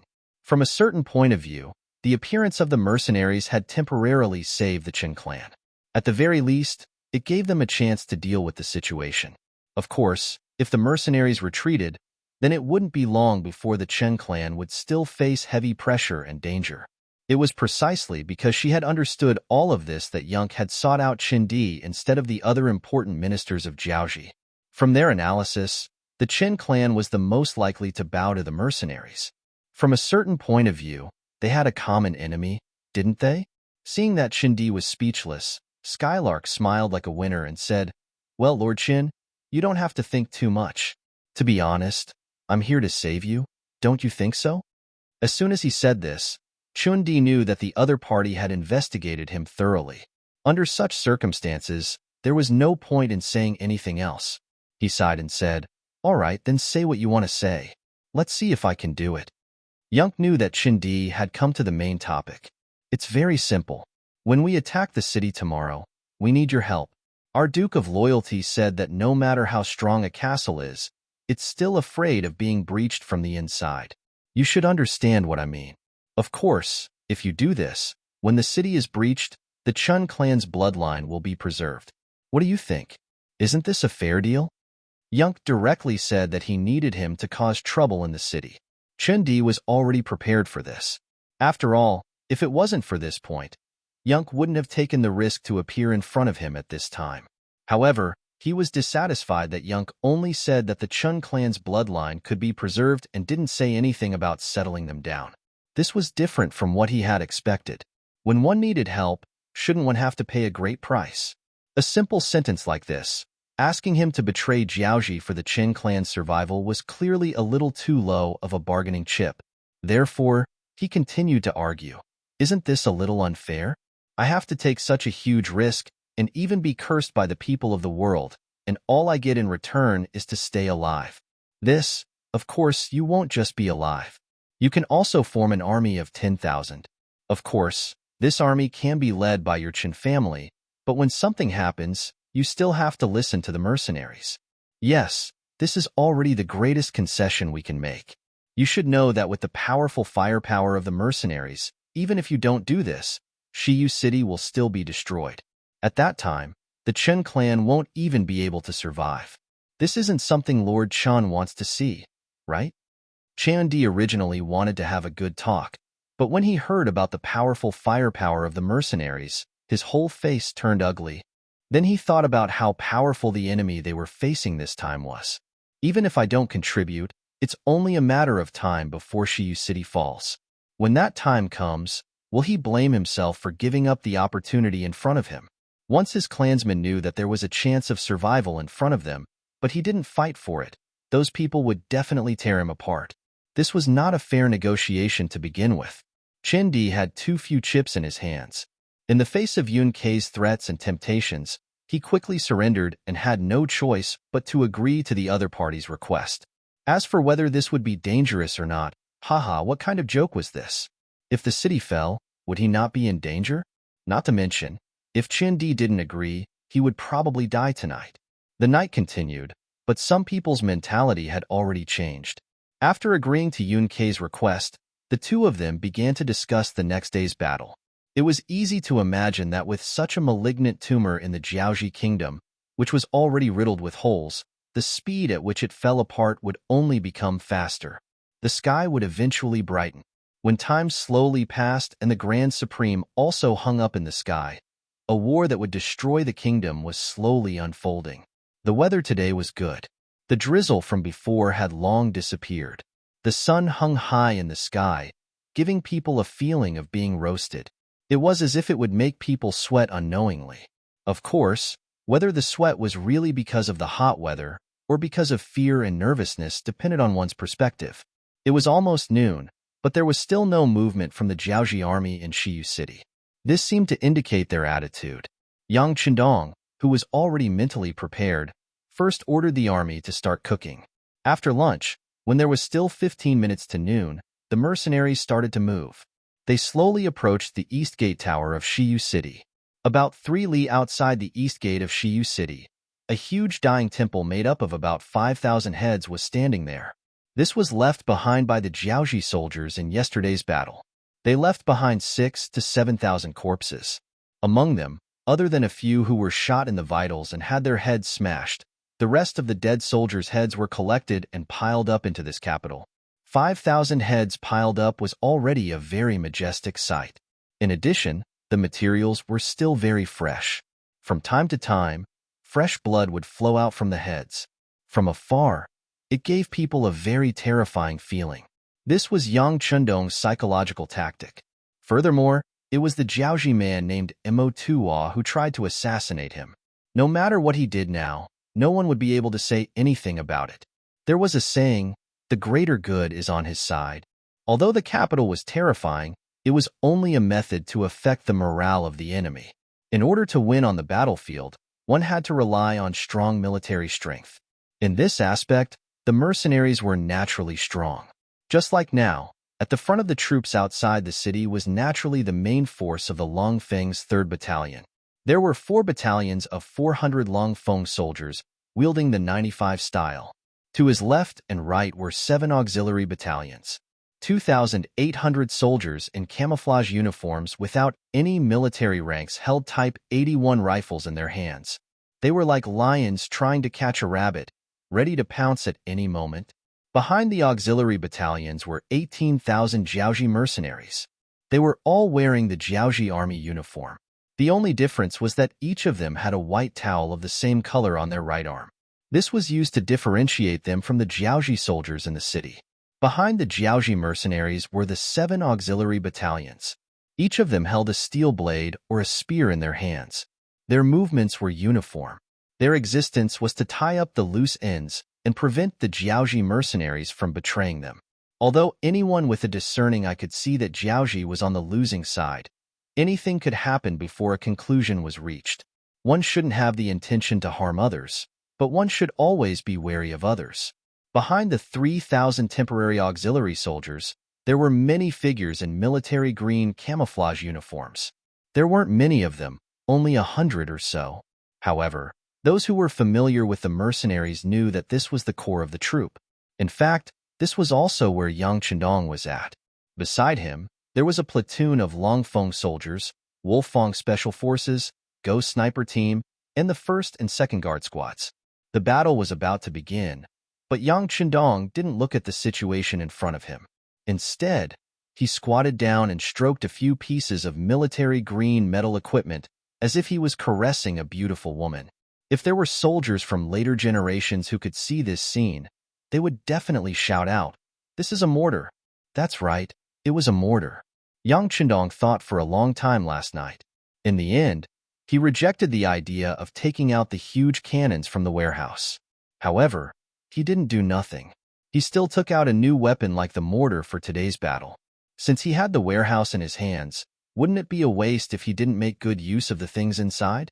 Whether it was the Lung Feng soldiers, auxiliary soldiers, or even temporary auxiliary soldiers, it wasn't easy to nurture these future Lung Feng soldiers.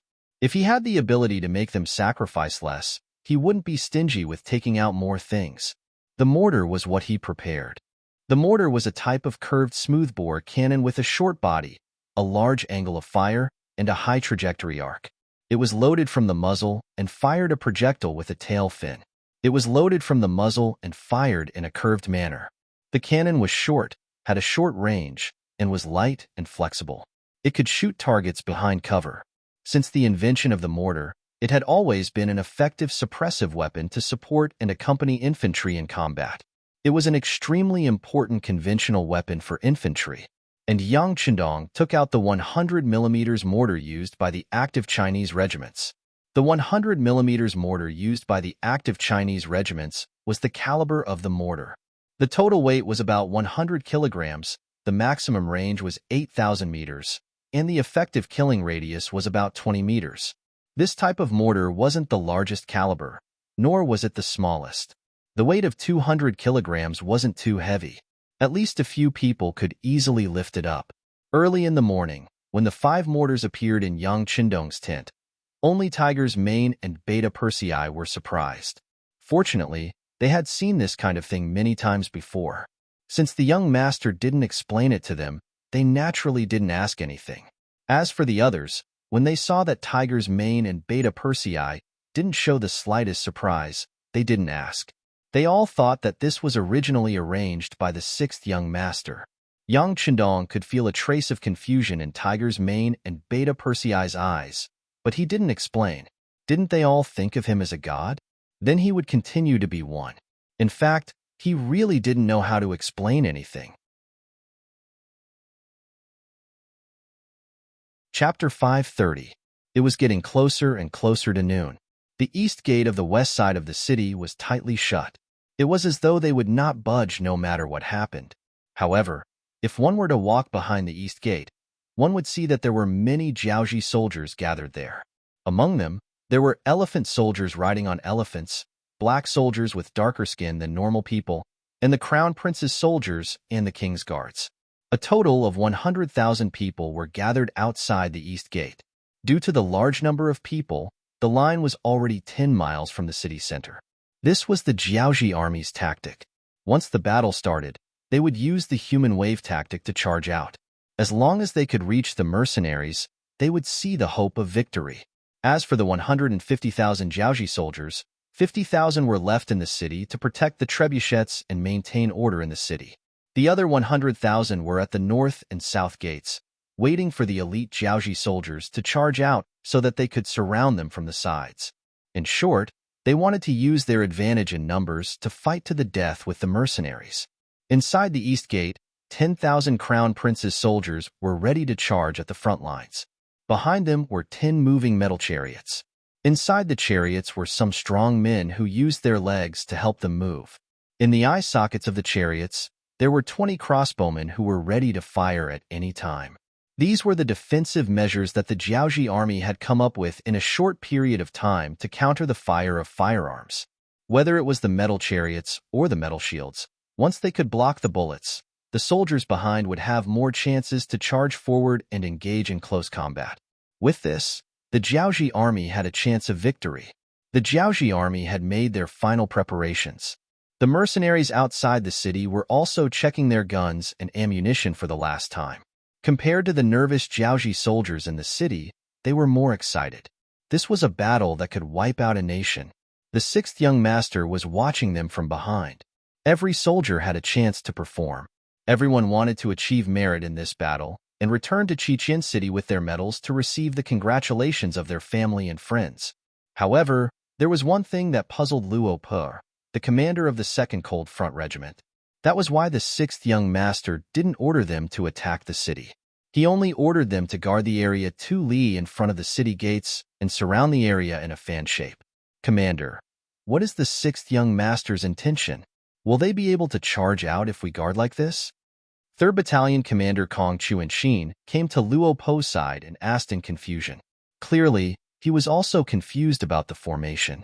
Of course, Luo Po would not say that he did not know how the sixth young master arranged it.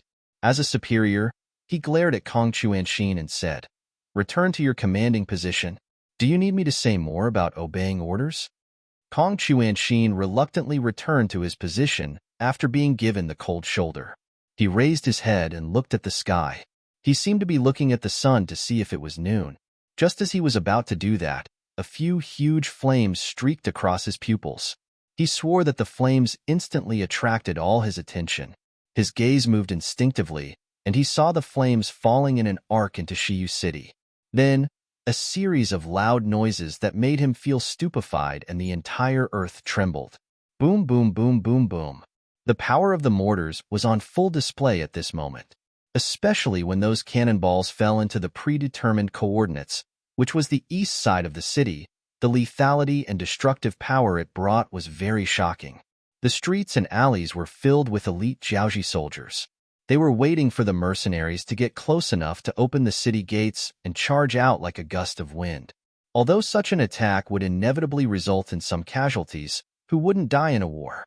Moreover, the general had said that once they reached the side of the mercenaries, the scales of victory would tip in their favor.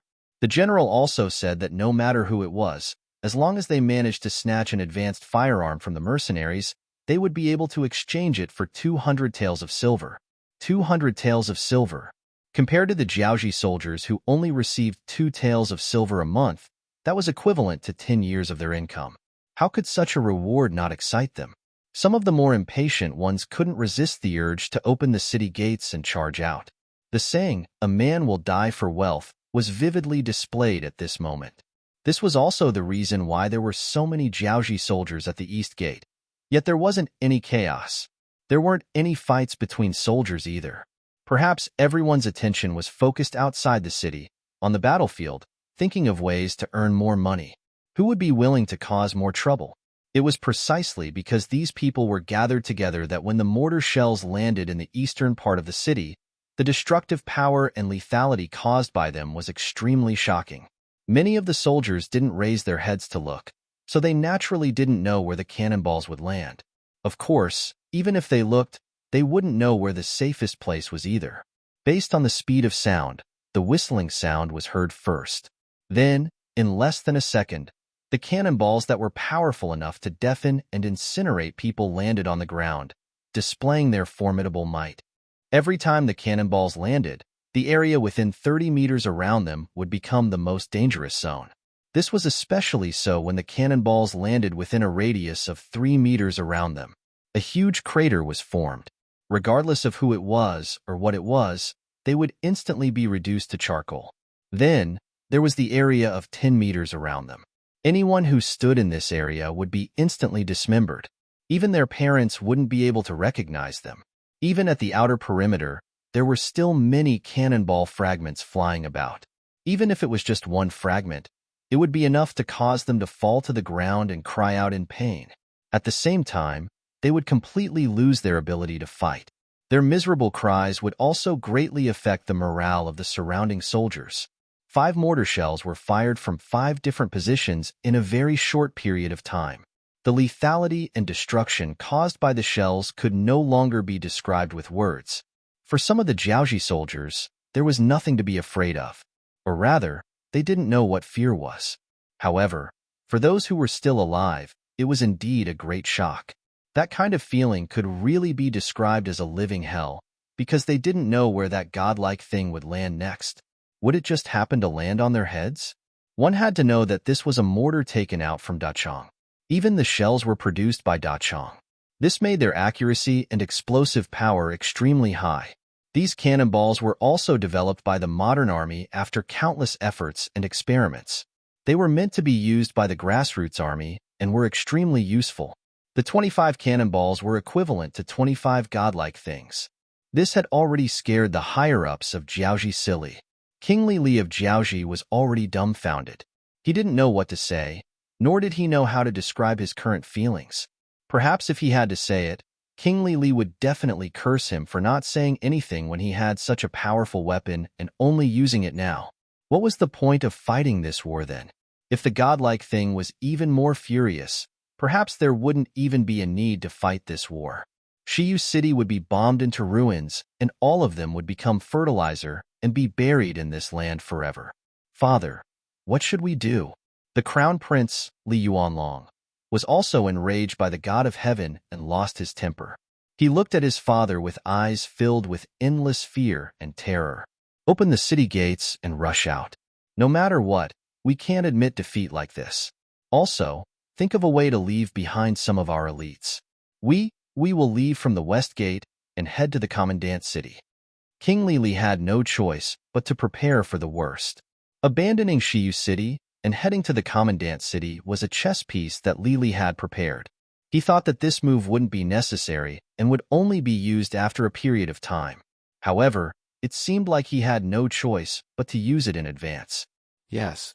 Crown Prince Li Yuanlong calmed down a little after hearing his father's words and went to pass down the order. Outside Shiyu City, the mercenaries were also shocked by the power of the mortar. In fact, it wasn't the first time some of them had seen the power of a cannon. In fact, the power of a cannon was far greater than the power of a mortar. However, because they hadn't received any news previously, they were shocked by this sudden change. Look, the city gates are open. The Jiaoji soldiers are about to rush out. It was unknown which Long Feng suddenly shouted, drawing everyone's attention to him. As the commander of the 2nd Regiment, Luo Po's ears were still buzzing. No matter what, the fact that he was able to take on the role of a regiment commander was enough to prove his high mental fortitude. Therefore, when he saw that the city gate was opened from the inside, he began to shout loudly. At the same time, he also gave an order. Everyone, get ready. Our chance to shine is here. Check your guns and prepare grenades. Chapter 531. The order was passed down one by one. Soon, a main battalion of the Cold Vanguard Battalion and 7 auxiliary battalions raised their guns and aimed at the Jiaoji soldiers coming out of the city. It had to be said that elites were indeed elites. Regardless of whether it was the Crown Prince's guards holding shields or the King's guards moving out of the city, they did not panic as they exited the city. It was as though the cannon fire did not affect them too much. That was the truth. The cannon fire landed on the east side of the city. As the guards at the city gate, they were not affected much, but the sound of the explosion was slightly louder. They were not affected too much, so the moment they walked out of the city, they appeared to be in an orderly manner. In fact, there was even a dignified aura that was revealed. They want to use their shields and carts to defend against our firearms? The political commissar of the Cold Vanguard 2nd Battalion, Kong Jie, looked at the formation of the Jiaoji soldiers and said emotionally, prepare to fire the rocket launchers. Commander Luo Po only glanced at them casually before making the necessary arrangements. He wanted the enemy to know how laughable their carts and shields were in front of mercenaries. Of course, this was only preparation for the worst. After all, rocket launchers could not be considered a conventional weapon due to the limited production capacity of Qiqian City's munitions factory. It would be best if they could use them sparingly. Let's get them to fire first and see what happens. Luopa did not immediately give the order to fire the rocket launchers. Instead, he gave the order to fire first. He wanted to see if the shields and carts could really defend against bullets. The Cold Vanguard Battalion and the auxiliary soldiers who had been itching to attack for a long time were waiting for their commander's order. After the order was given, a series of gunshots rang out. Bronze-colored bullet shells were scattered everywhere. The bullets that were shot out also hit the iron shields and iron carriages that came out first. The Jiaoji soldiers who were well prepared in this aspect performed well in the face of the bullets. Other than a few shield-wielding soldiers who accidentally exposed their heads, most of the Jiaoji soldiers were able to block this wave of attacks and did not suffer any damage. General Fan Yuhai, who was standing behind Iron Shield, was overjoyed when he saw the results of the battle. He took the opportunity to loudly encourage his soldiers. Very good. Everyone should have seen it. Their guns are useless against us. Listen to my orders. Advance. Needless to say, the faces of the Jiaoji soldiers were filled with excitement.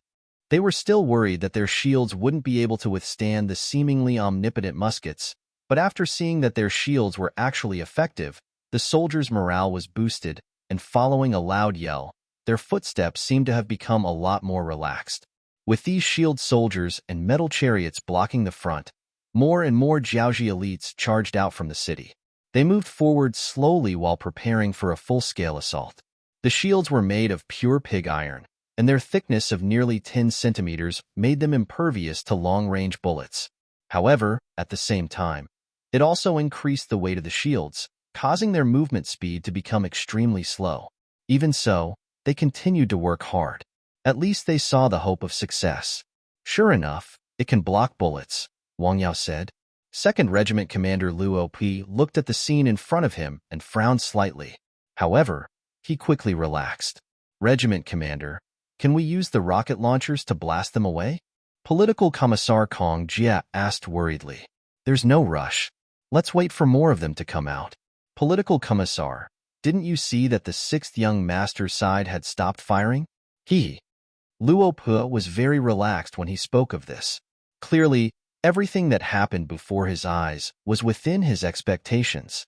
Political Commissar Kong Jia wanted to say something, but when he heard that even the 6th Young Master's side had stopped moving, he nodded in realization. It seemed like the 6th Young Master wanted to eliminate the main force of the Jiaoji army outside the city. If they used the rocket launchers now, it would only scare them away. Once they entered the city, it would be much more troublesome to start a street fight. After the regiment commander and political commissar understood everything, the mercenaries naturally quieted down. However, this silence was only the calm before the storm. The Jiaoji army naturally didn't know about this.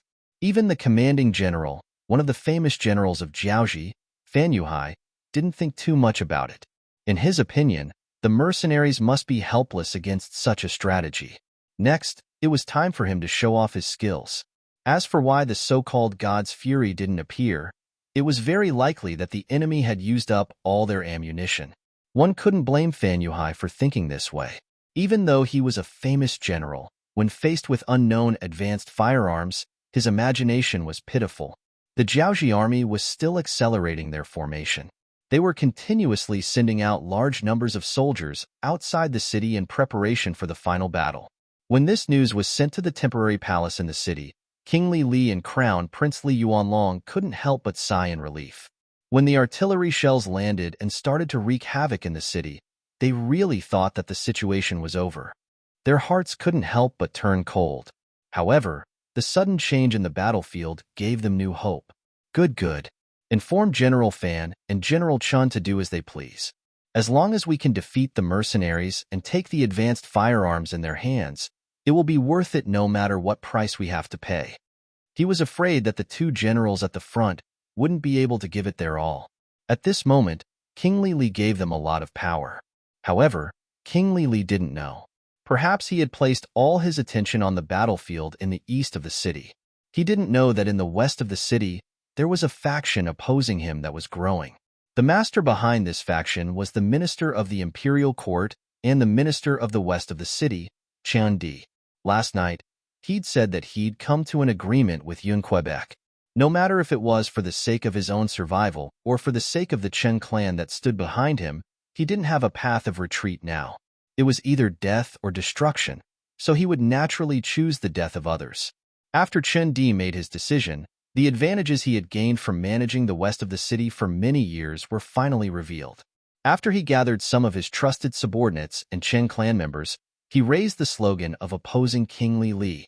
He claimed that it was because of King Li's arrogance that he sent people to assassinate the Duke of Zhongdan of the great Ming dynasty, that the entire Jiaoji kingdom was in danger. If they wanted to resolve this matter and survive, there was only one way. That was to overthrow King Li and build a new kingdom in the Jiaoji region under the leadership of the mercenaries. In order to gain everyone's support and trust, Chen Di even told them that he had met with the mercenaries and that they had agreed to let him build an army of 10,000. There was no other way. Although most of the people were trustworthy, their opponent was King Li. Who knew if there would be a snitch? As expected, after Di said that he had met with the mercenaries, the restless crowd quickly calmed down. As an opponent, the mercenaries were very terrifying. But once they became friends, this fear would no longer appear on them. Instead, it would become a great help, wouldn't it? Rather than saying that they trusted Di, it was more accurate to say that they trusted the mercenaries. But no matter what the outcome was, these people had been successfully instigated to defect. The first thing they did was to target the catapults that were everywhere in the city. The catapults were one of the most advanced and commonly used long-range projectile weapons of that era. They were originally prepared to deal with the mercenaries that entered the city. When the huge rocks suddenly fell from the sky, although they would suffer losses, the mercenaries wouldn't be in a better situation. This thing was also what the City Security Bureau's Foreign Affairs Division, Skylark, and the others were afraid of. After receiving the 6th Young Master's order, they decided to remove this danger first. This also made Di and the others valuable to be used. With these people's response and their subordinates, the 10,000 Jiaoji soldiers were quickly under their control. Then, they charged towards the catapults in the city and began to destroy them. King Li didn't know about this. By the time he received this news, the situation had already been decided and the losses could not be recovered. Outside the east side of the city, apart from Crown Prince Li Yuanlong, who had followed his father's orders and called back the 5,000 Crown Prince guards, the other 100,000 elites were quickly leaving the city and getting into formation. An army of nearly 100,000. If all of them were deployed, it would be a very large force. Just looking at it from afar would make one's legs go soft and their entire body tremble. After all, this scale was enough to make anyone who was advancing feel fear. Commander Luo Pu also knew this and didn't want his soldiers to experience this. Although he had confidence in the mercenaries, especially in Longfeng, it was better not to try some things. Therefore, when the other side left the city with about 50,000 people, he waved his hand and ordered the 5 rocket launchers to each lead 5 deputies to move to the west of the city under the East City Gate. There was no other way. The effective range of the rocket launcher was only around 200 meters. Right now, the distance between the two sides was at least 500 meters. Although this distance was shrinking as the Jiaoji army continued to leave the city, he couldn't wait any longer. He could only order the rocket launchers to attack first. Chapter 532. A total of 30 people left the group and charged forward. This scene was witnessed by the commander of the Jiaoji army, General Fan Yuhai. Although he did not know what these people were doing, his instincts told him that they were up to no good. However, even though he knew this, he did not have any better ideas. After all, the movement speed of the Iron Shield soldiers was too slow. If he sent other people to charge forward, they would be met with countless musket fire. It was no different from seeking death. The only thing he could do now was to wait and see what the other side was going to do. Of course, if the other side really rushed to 100 meters away from him, then the crossbowmen in the iron carriage would be able to play their role. Those crossbows had been heavily modified and could shoot up to 130 meters away. Within this distance, they were the kings of existence. Obviously, the rocket launchers had a range of 200 meters, so they definitely wouldn't rush into the range of 130 meters. When the distance reached 180 meters, they took the initiative to stop. Then, they put the rocket launchers on their shoulders and prepared to fire the rocket launchers. What are they doing? Seeing this scene, the Jiaoji soldiers could not help but stop in their tracks. Even the Iron Shield soldiers and Iron Chariot soldiers did the same. Before figuring out the enemy's goal, no one would foolishly charge forward. Under everyone's gaze, the 5 soldiers with the rocket launchers launched their unique attack. Boom, boom, boom, boom, boom. 5 strong lights flashed, and in less than 2 seconds, they were accompanied by a series of loud rumbling sounds. In the front row of the Jiaoji army, the Iron Shield soldiers were engulfed by the powerful force of the rocket launchers and fell to the ground. Even 2 out of the 10 Iron Chariots were hit. The instantaneous high temperature and the aftermath of the explosion turned the Iron Chariots into fiery red chariots. The Jiaoji soldiers inside were turned into roasted ducks. No. Seeing how powerful the rocket launcher was, Fan Yuhai, who was hiding behind the iron shield soldier, screamed in pain. As if to prove his cry, a series of gunshots were heard. The Jiaoji soldiers who were not protected by the iron shield soldiers became the targets of the mercenaries. As the bullets flew, the Jiaoji soldiers fell to the ground one after another. Boom, boom, boom, boom, boom. Another wave of rocket launchers was launched, and the shield-wielding soldiers were sent flying into the air. 2 more armored vehicles were hit and turned into scrap metal. More and more Jiaoji soldiers were exposed and became the targets of the mercenaries. Every moment, every breath, every second, the Jiaoji soldiers would lose their lives. The scales of victory on the battlefield seemed to be tilting in their favor. All troops attack. Fan Yuhai, who was protected by a group of personal guards, saw more and more soldiers being shot. He knew that if he continued to wait, the morale of the army would crumble and they would definitely lose the battle. Thus, he directly gave the order for the entire army to charge. Fortunately, there was only a distance of 500 meters between the two sides. As long as they were fast enough, there was still a chance for them to reach the mercenaries. If that was the case, the situation would very likely develop in their favor. Retreat. Seeing that the Jiaoji soldiers had launched their attack, the rocket launchers who originally wanted to continue the fight hurriedly retreated. They formed a group of 6. After countless rounds of training, the speed of their retreat was so fast that the pursuing Jiaoji soldiers could only look on in the dust.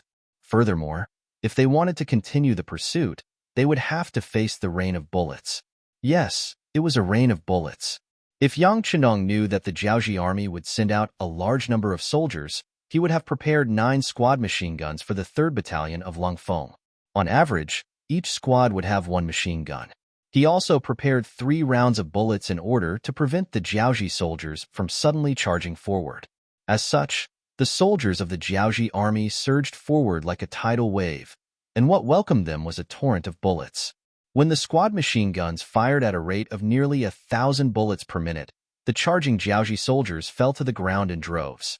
This attack greatly suppressed the momentum of the Jiaoji soldiers charging forward. No one was unafraid of death. So what if they were elite soldiers?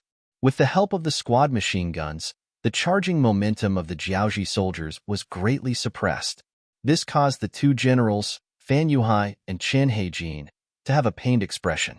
Chen Heijin's eyes were filled with tears when he saw his elite black soldiers charge forward crazily and fall to the ground one by one, unable to stand up again. These black soldiers were the elites that he had accumulated over many years in the army. With them, he was able to achieve what he wanted.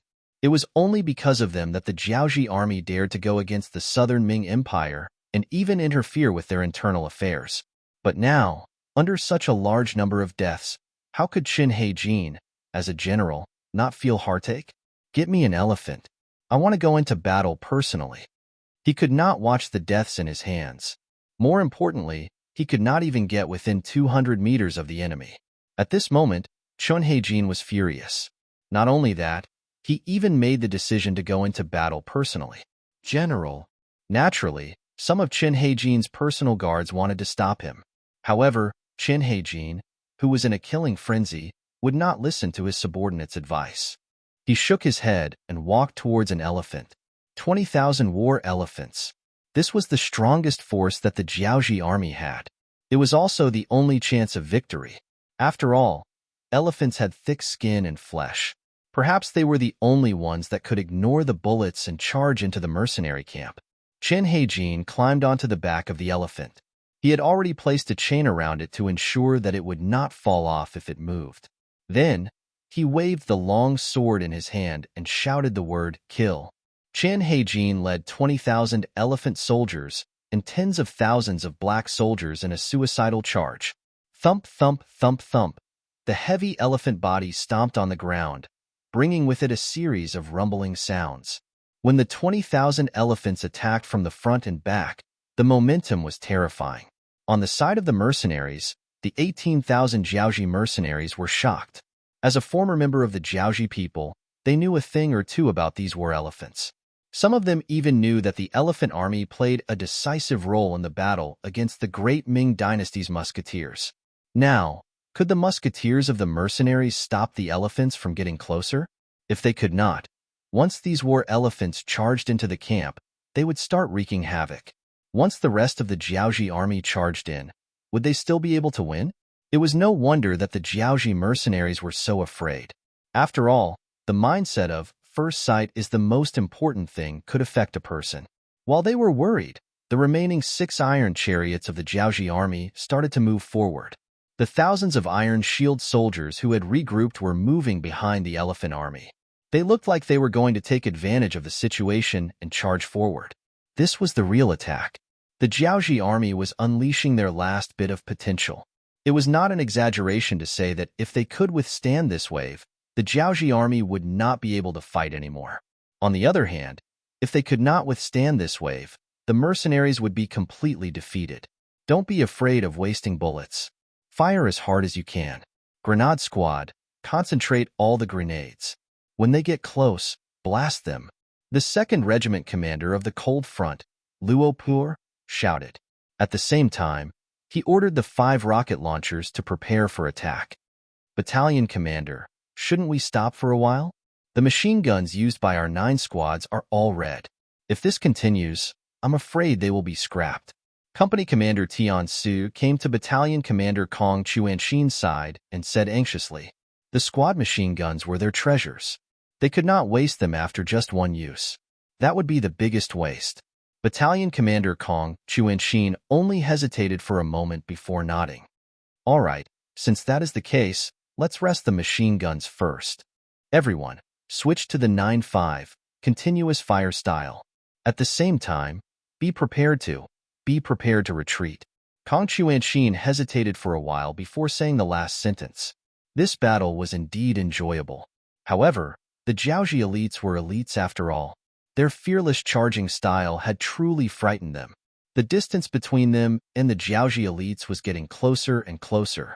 Once they got close, no matter how good they were at fighting, they would not be able to gain the upper hand in a chaotic one-on-one battle. Furthermore, the Cold Vanguard was a treasure. If the Cold Vanguard suffered heavy losses because of this, he wouldn't know how to answer to the others. If that really happened, his position as a battalion commander would come to an end. Company Commander Tian Su hesitated for a moment when he heard Battalion Commander Tian Su say to be prepared to retreat. However, he quickly understood. Retreating did not mean admitting defeat. It was just a strategy. Just like what the 6th young master said, only by preserving one's strength would one be able to effectively defeat the enemy. If one died, then what was the point of fighting? Company Commander Tian Su went a pass on the order.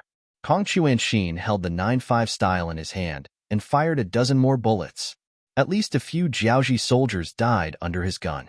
Even a charging Jiaoji war elephant had more than one bullet embedded in its right front leg. It fell to one knee with a loud thud. While the Jiaoji soldier on it was flung away, it also brought a lot of resistance to the charging elephants behind it. However, only a small number of elephants fell to the ground. It was not enough to stop the charging momentum of the main force of the Jiaoji army. In front of the silver armored war elephants, the power of the bullets was indeed weakened by a lot. Especially after the number of war elephants reached tens of thousands, the pressure on the mercenaries who only had a little more than 3,000 soldiers with firearms obviously increased. Chapter 533. The rocket launchers were fired, and the war elephants that were hit either fell to the ground or ran away in fear. It did alleviate some of the pressure on the main force of the mercenaries, but it still didn't have much effect on the overall situation. In the rear, Tiger's Mane put down the binoculars in his hand and said to Yang Chendong worriedly, "Young master, the soldiers in front are under a lot of pressure." Yes, they are under a lot of pressure. But when there is pressure, there is motivation. So that these boys don't have their noses up in the sky every day. They look like they are the boss, the second boss, and the third boss. Yang Chendong said this with a smile. Seeing that the young master could still talk and laugh here, Tiger's Mane couldn't help but breathe a sigh of relief. It seemed that the young master had a way to turn the situation around. Okay, sure enough, when he saw that the war elephants were less than 150 meters away from the cold front, Yang Chendong finally stopped joking. Instead, he said to the first and second guards who were still standing in front of the 5 mortars, "Prepare to fire, adjust the distance to 50 meters behind the war elephants. Although when the distance was close, the mercenaries still had a wave of grenades in their hands to attack. But if the opponent was only a few hundred war elephants, they could give it a try, but against 20,000, it was a bit insufficient. And if the war elephants really rushed into the mercenaries' team, the consequences would be unimaginable, and it was not something that young Chandong wanted to see. The first and second guards who had been waiting anxiously immediately began to operate the mortars. They even had a competition to see who could hit more accurately. In this regard, young Chandong naturally crossed his arms and watched the battle from the side. He had already taught the key points of operation to them, and it turned out that these team members also learned very quickly, which made him very relieved. The result of his relief was that when the mortar shells were fired again, they landed on the spot that young Chandong pointed out, and then fell into the elephant herd, sending countless elephants flying. The powerful shells were not comparable to rocket launchers, and the direct result was that the elephant herd was in chaos. After all, they were animals, not humans. Although they had all been trained, under the stimulation of the thunderous sound and the fiery light, these war elephants revealed their instincts and began to run in all directions. This caused the Jiaoji soldiers near them to suffer, and they became meat paste under the feet of the war elephants. Even the Jiaoji soldiers riding on the war elephants didn't fare any better. Faced with the disobedient war elephants, they were either thrown away or directly killed by the shells. Chen Heijin, one of the famous generals of Jiaoji, was unfortunately hit by a shell under such circumstances, and it happened to be in the center of the battlefield. His entire body instantly turned into countless pieces, and his original appearance could no longer be seen. There was a saying that success and failure depended on the same person. The hope that they had placed their hopes on had now become the biggest threat. The moment the Jiaoji soldiers were mercilessly trampled, it was already announced that the attack had failed. In addition, the mercenaries took this opportunity to launch a frenzied counterattack.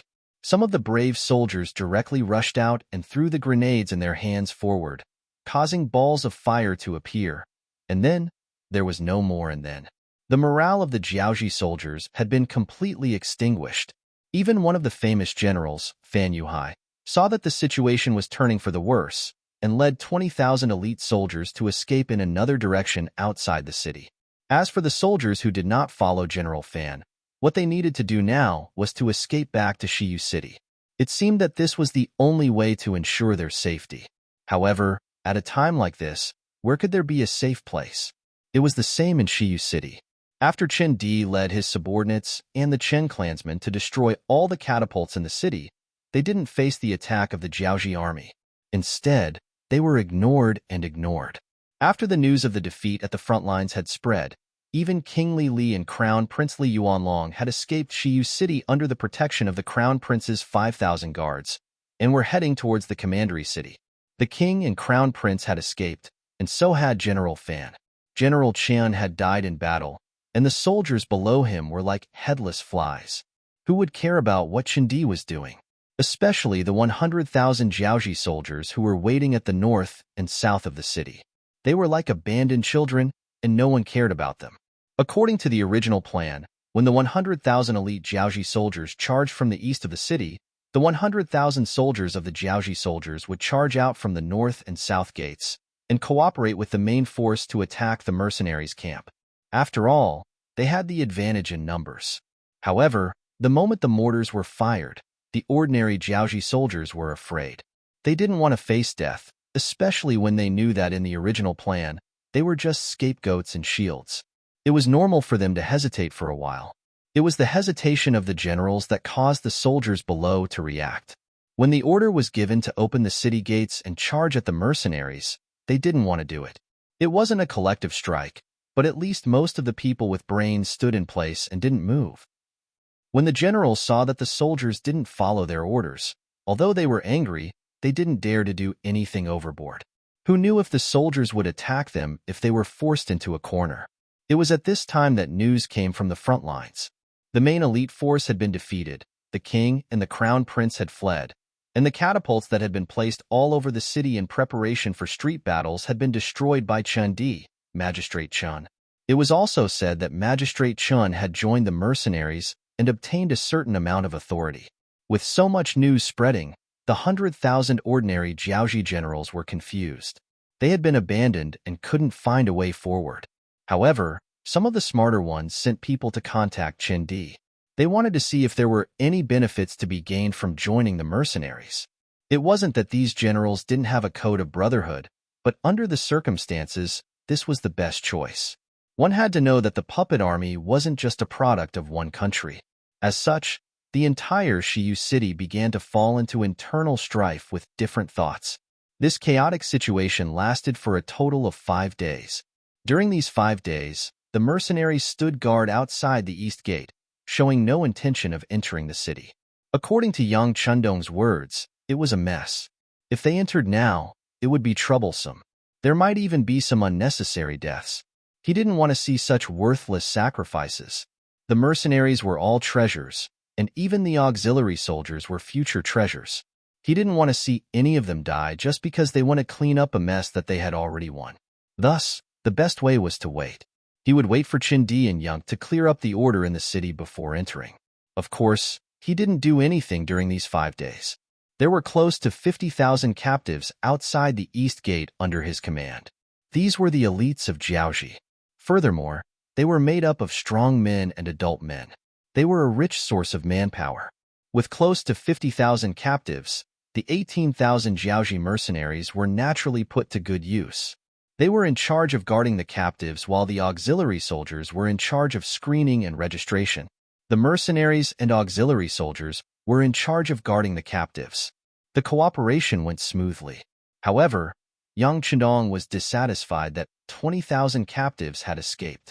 Even the famous general of Jiaoji, Fan Yuhai, had escaped. Thus, the battle outside the East Gate had only killed 30,000 people. However, this was already enough to set the foundation for Jiaoji's downfall. This was because good news had just come from the commandery city. King Li and Crown Prince Li Yuanlong, who had escaped there, had already snuck into the commandery city. They had been captured alive by Wu Sheng, the commander of the 2nd Battalion of the Cold Front 2nd Regiment. Wu Sheng had led the 1st Battalion of the main force and 2 auxiliary battalions to fight in the Langsun region. At the peak of the battle, they had faced Qin Heijin's 30,000 black soldiers and Ruan Gengwang's 30,000 Jiaoji soldiers. Even so, Wu Sheng and his men weren't at a disadvantage. Relying on their training in the rainforest, superior equipment, and close cooperation, they had killed 20,000 enemies and lost less than 200 men. After seeing Qin Heijin retreat to Shiyu City, the remaining 1,000 men had followed orders to the commandery city. They had quietly infiltrated the city and occupied it without leaving a trace.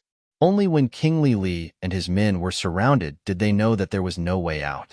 After a series of battles, General Ruan Xiaozhong had been killed, and King Li and Crown Prince Li Yuanlong had been captured. This also marked the fall of the Jiaoji kingdom. Just a few days ago, Chen Bo, the commander of the 2nd Battalion, who had defeated 100,000 Lansong soldiers and occupied Lu City, had returned. Along with him were 90,000 Lansong soldiers. Suddenly, the number of captives had reached 150,000, and the pressure was not small. Fortunately, there were 45,000 young and knowledgeable people from Hanoi City, the capital of Jiaoji Nation. Their arrival alleviated the pressure on the captives. They only needed to wait for 2 more days for the Nyatong regiment to take over the captives, and the situation would be settled. From the time they entered Jiaoji until now, it had only been a month. Counting from the time they entered the Langsun region, it had only been 50 days. The arrogant Jiaoji army that dared to challenge the great Ming at its peak had been wiped out. Now, other than a few cities that were still guarded by Jiaoji soldiers, most of the main cities had been taken over by the mercenaries. It could be said that from this moment onwards, Yang Chundong could announce to the world that Jiaoji had been destroyed. 5 days later, Shiyu City was no longer as chaotic as before. After Qin Di asked for instructions, and Yun Kai passed the message, the East City Gate was opened once more, and a large number of Jiaoji soldiers walked out.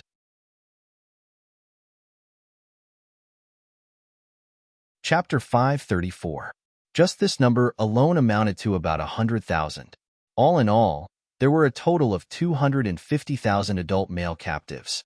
Once they were sent to Qiqian City, it would greatly reduce the manpower pressure there. Yang Chendong could finally breathe a sigh of relief. 3 days later, Commander Nyetong of the Navy led 10,000 men to Shiyu City and began to take over the 250,000 captives. They would be sent out of Jiaoji to Chichen City in 3 batches. The overall situation was set. Another 3 days later, the envoy from Jiaoji to southern Ming and the imperial eunuch Kai Gu finally appeared outside Shiyu City. Speaking of which, it was quite tragic. Along the way from Nanjing, they had encountered all sorts of problems. For example, they had encountered horse bandits 5 times and were besieged by disaster victims. Although their lives were not in danger in the end, it had greatly hindered their progress.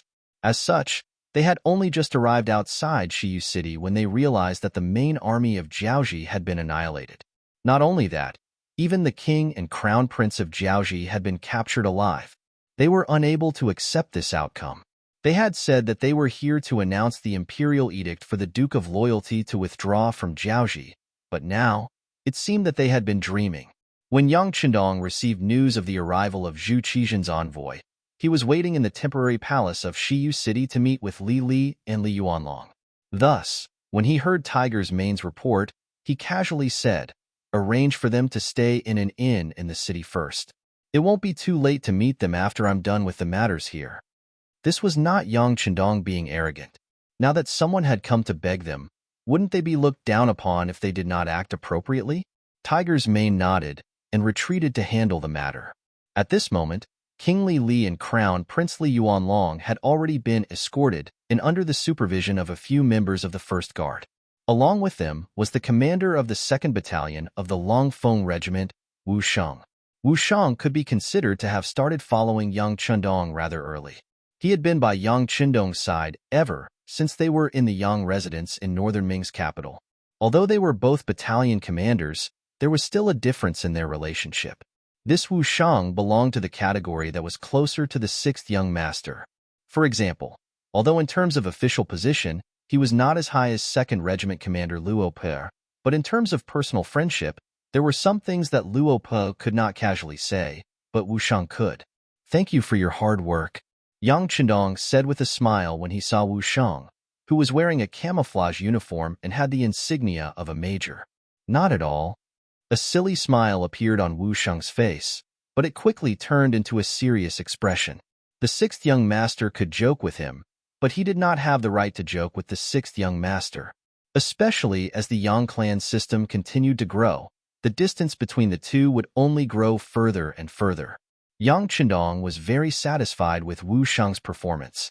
He liked people who knew their limits when doing things, and only such people could be trusted. Those who did not know the immensity of heaven and earth when they came to power obviously would not have much of a future. When his gaze shifted from Wu Sheng to Li Li and Li Yuanlong, Yang Chendong could not help but chuckle. Yang Chendong did not know what King Li Li had been like in the past. However, Yang Chendong had personally seen what Crown Prince Li Yuanlong was like. But now, in comparison, he was no longer as high-spirited as he was that day. His hair was hanging upside down, falling messily on his face. Although his clothes still looked like high-end goods, they were wrinkled, especially with a few shoe prints on them. With one look, one could imagine what kind of treatment he had received. It could be said that at this moment, there was no trace of the Crown Prince's demeanor on Li Yuanlong. It was not strange for people who did not know him to treat him as a beggar.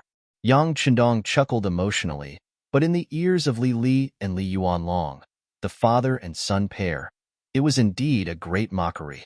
The two immediately widened their eyes and looked like they couldn't wait to eat Yang Chendong. "Bastard! Kneel down when you see the Duke of Loyalty." Beta Persei, who had been standing next to Yang Chendong, happened to see the unfriendly look in the eyes of the father and son and immediately roared. It was appropriate to say that it was a roar. Beta Persei's voice was very loud, and now that he was angry, his chi came out from his dantian. It was no different from a beast's howl. Just this shout scared Li Li and Li Yuanlong so much that they knelt on the ground. Of course, this was also due to the efforts of the members of the 1st Guard Squad behind them. In the eyes of the 1st Guard Squad, Beta Persei and Tiger's Mane often represented the 6th young master. The one who was hurt the most by this roar was Yang Chendong, who was sitting in front of him. Fortunately, The qi that had appeared in his body at some unknown time had greatly protected him. That was why he was only startled and not injured. But he could not help but rub his ears first, then turned back to glare at Beta Persei until he saw the other party smile a little embarrassedly. Then, he turned his head again and looked at Li Li and Li Yuanlong. When the father and son glared at him just now, Yang Chendong didn't detect any killing intent from them. This could only prove that the two of them were really afraid. They just wanted to puff themselves up at their own cost. They just wanted to prove their existence and status. To be more specific, it was a bit of a show of strength but cowardice at heart. Unfortunately, Yang Chendong did not care about such little tricks.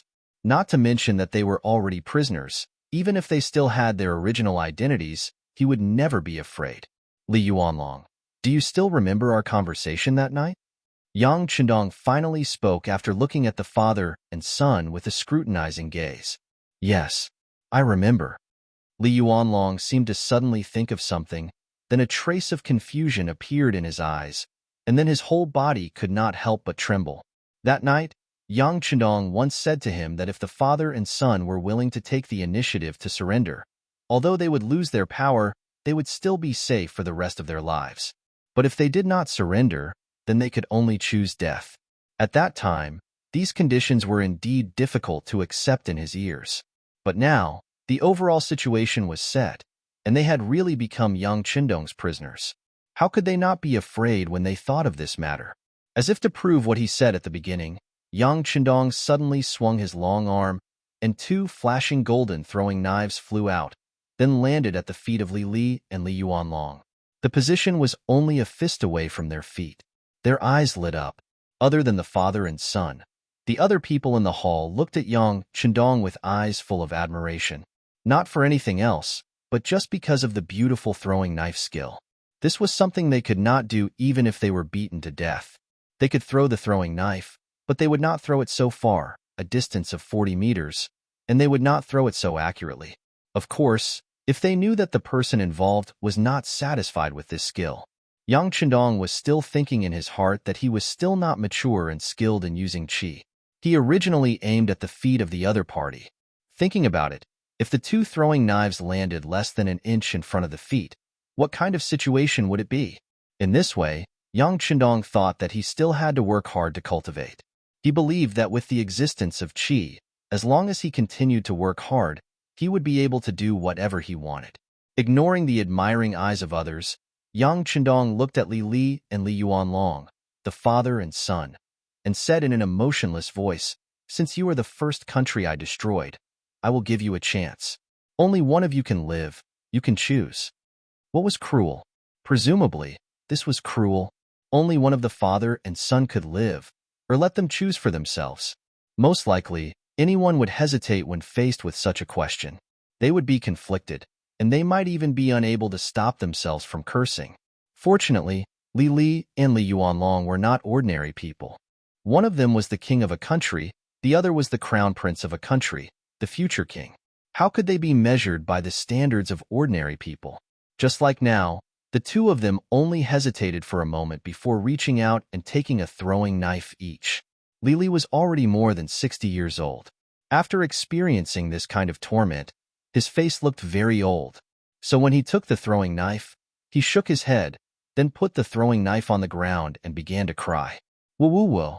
It was hard to imagine what kind of feeling a 60-year-old man would give when he cried. It was hard to describe, but a sense of sadness involuntarily spread out. Longer, I've let you down. I wasn't able to leave you a good family business. Now that I'm over 60 years old, I've lived long enough. Come, kill me. This way, you can live for a few more years. I just hope that every year on this day, you won't forget to burn some joss paper for me. Li Li was like a child who realized that he had lost his way. At this moment, Li Li completely opened his heart and cried bitterly. Originally, he had already clenched the throwing knife in his hand and was ready to fight to the death with his father, but he did not expect to see this scene. At this moment, Li Yuanlong did not know what to do. He only hesitated for a moment, then called out loudly and hugged his father. Although in his heart, he hated his father for provoking such a strong enemy like the mercenaries, causing him to lose his hope of succeeding the throne. But no matter what, this was his father, right? Now, he was willing to die to help him live, just by giving him a hug. No matter how he looked at it, it was only right.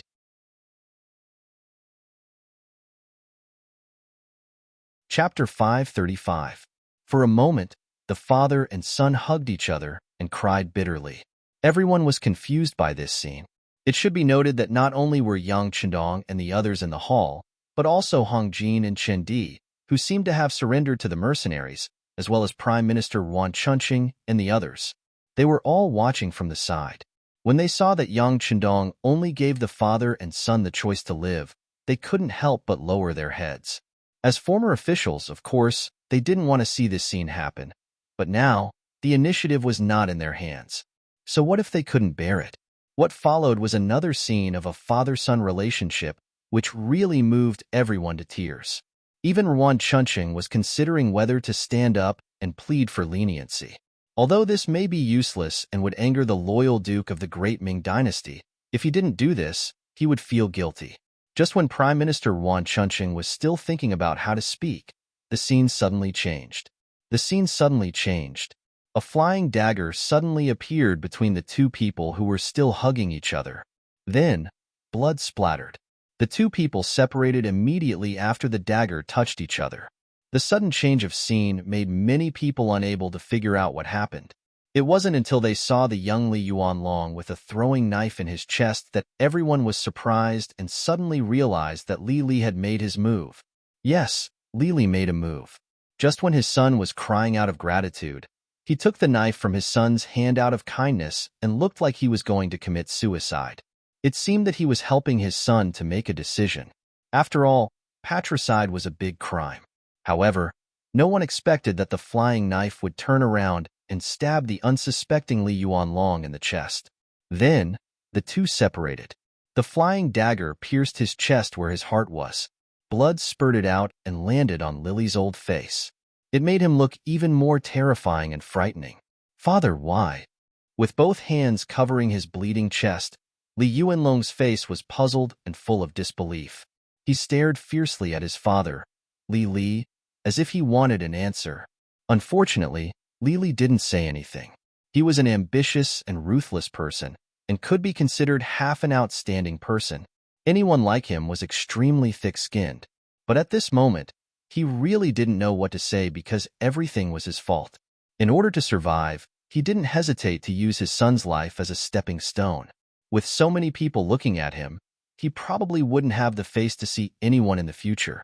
But even though he knew there would be such a consequence, he still couldn't help but make the first move. Moreover, he had used such underhanded methods. Everything was because he didn't want to die. He was afraid of death. Don't think that some people are overbearing and act high and mighty. Usually, he would kill people without batting an eyelid and take their lives as if it were child's play. But usually, such people were very afraid of death. This was because they didn't know what they would face after death. That feeling of the unknown terrified them. Especially after they were used to controlling everything, death was their taboo. In particular, the older they got, the more fearful they felt. This was why many kings were very wise when they were young. But when they were old, they would study things like longevity. They knew it was impossible, but they had to do it. Li Li didn't want to die, so the one to die was Li Yuanlong. So what if this person was his son? At least he survived, right? As for whether his actions would cause others to hate him, he didn't care. In his opinion, since Yang Chendong had set the rules, as long as they followed the rules, it would be fine. As for the result, Yang Chendong would definitely admit it. Otherwise, it would be a slap in the face in front of everyone. Those who truly wanted to do great things wouldn't do such a thing. Li Yuanlong glared at his father with unwillingness. In the end, because he had lost too much blood, he fell to the ground with a plop and died with his eyes closed. Seeing all of this, the people at the side, including Yuan Chunqing, had a trace of hatred and confusion in their eyes.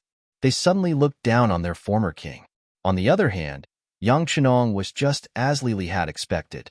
He wasn't surprised at all. In fact, before Li Li was about to act, he had already felt it. Yes, he had indeed felt it. All of this was due to the qi in his body.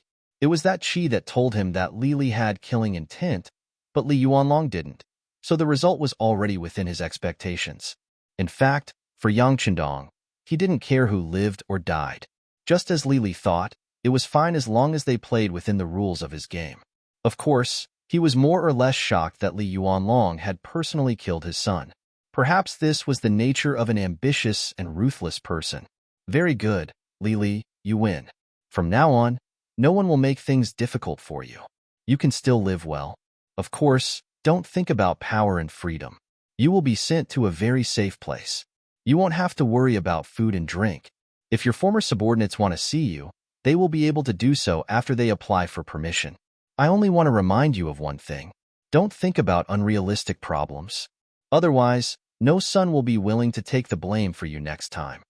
After giving a definition to this matter and setting a rule for Li Li's life, Yang Qindong waved his hand. Then, Ba Daojiang, Peng Yu, and a few other guards came forward to take Li Li away. Li Yuanlong's corpse was also taken away. After dealing with the Li father and son, Yang Qindong's gaze fell on Hong Jin, Qin Di, and Ruan Chunqing. Hong Jin, listen to my orders. Yes, sir. Hong Jin knelt on the ground with a plop, looking very pious. I appoint Hong Jin as the general of the Jiaoji mercenary army. He will command 15,000 soldiers. Chun Di, listen to my orders. You will be the deputy general of the Jiaoji mercenary army. You will command 10,000 soldiers. Ruan Chunqing, listen to my orders. You will be the deputy general of the Jiaoji mercenary army. You will command 5,000 soldiers. As soon as he opened his mouth, he appointed 3 people. As the first 2 people, Hong Jin and Qin Di, were naturally excited and happy. At least they would be able to live and have a certain amount of power. Compared to many of the ministers of Jiaoji, their outcome was the best. However, the last person to be named, Ruan Chunqing, stood there without moving for a long time after hearing Yang Qindong call his name. What? You're not willing? Seeing that Ruan Chunqing didn't say anything, Yang Qindong raised his voice as if he was questioning Ruan Chunqing. I don't have to die? Why would you forgive me and give me such an important task? Ruan Chunqing was confused. Obviously, he did not understand Yang Qindong's decision. He had originally thought that he was going to die for sure, and he had even mentally prepared himself for it. However, who would have thought that not only was he innocent, but he was also given great power? Because you have the ability. I'm interested in your ability. There are still some places in Jiaoji that are in chaos. I hope that you can step in and calm them down so that fewer people die. I think you can do it, and you're willing to do it, right? Yang Qindong pointed out the reason why he wanted to put Ruan Chunqing in an important position. Although Ruan Chunqing did not contribute much, he did not do anything wrong either. It was his original identity that forced him to go against the Jiaoji mercenary army. There was no personal grudge between them. Furthermore, he was able to become the prime minister of Jiaoji. Even a formidable person like Lily approved of him. No one would believe that he did not have the ability. If he dared to put Lily in an important position, why wouldn't Yang Qindong do the same? Not to mention, Hong Jin and Chun Di were suppressing him from above, so there wouldn't be any problems. Of course, the main reason why Yang Qindong wanted to use Ruan Chunqing was because he knew that Ruan Chunqing was talented and capable. In the past, Jiaoji was his enemy. When he wanted to kill and destroy, he would not show any mercy. But now, this place had become his sphere of influence. Naturally, he had to change his mindset. How to quickly settle down and prosper here, and then use this place to influence other places and expand the influence and strength of the mercenary army was the most important thing. To achieve this, Hong Jin and Qin Di were not enough. On the other hand, Ruan Chunqing could do it as long as he worked hard. Ruan Chunqing could not immediately see through Yang Qindong's intentions, but he was still impressed by his magnanimity. Since ancient times, there was a saying that a gentleman would die for his bosom friend. Even if he did not care about this favor, he had to accept this task for the sake of the Ruan clan's descendants. Otherwise, if he angered Yang Qindong, not only would he die, but the Ruan clan would also suffer. Thud. Ruan Chunqing knelt on the ground. He did it willingly. Thank you, Duke of Loyalty. Chunqing will do my best. Only death awaits. Good, get up. I don't want you to die.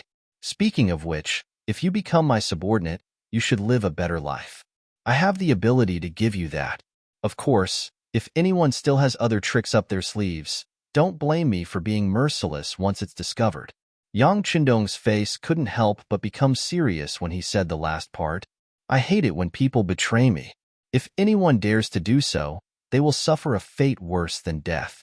We don't dare, Hong Jin, Chun Di, and Ruan Chunqing said in unison.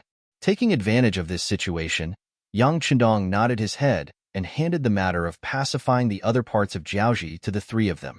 Presumably, with these 30,000 men and the influence of the mercenaries, there shouldn't be any resistance in Jiaoji. You're tuning in to the Warrior Lore YouTube channel. Don't forget to subscribe and join us on this journey to catch the most captivating stories.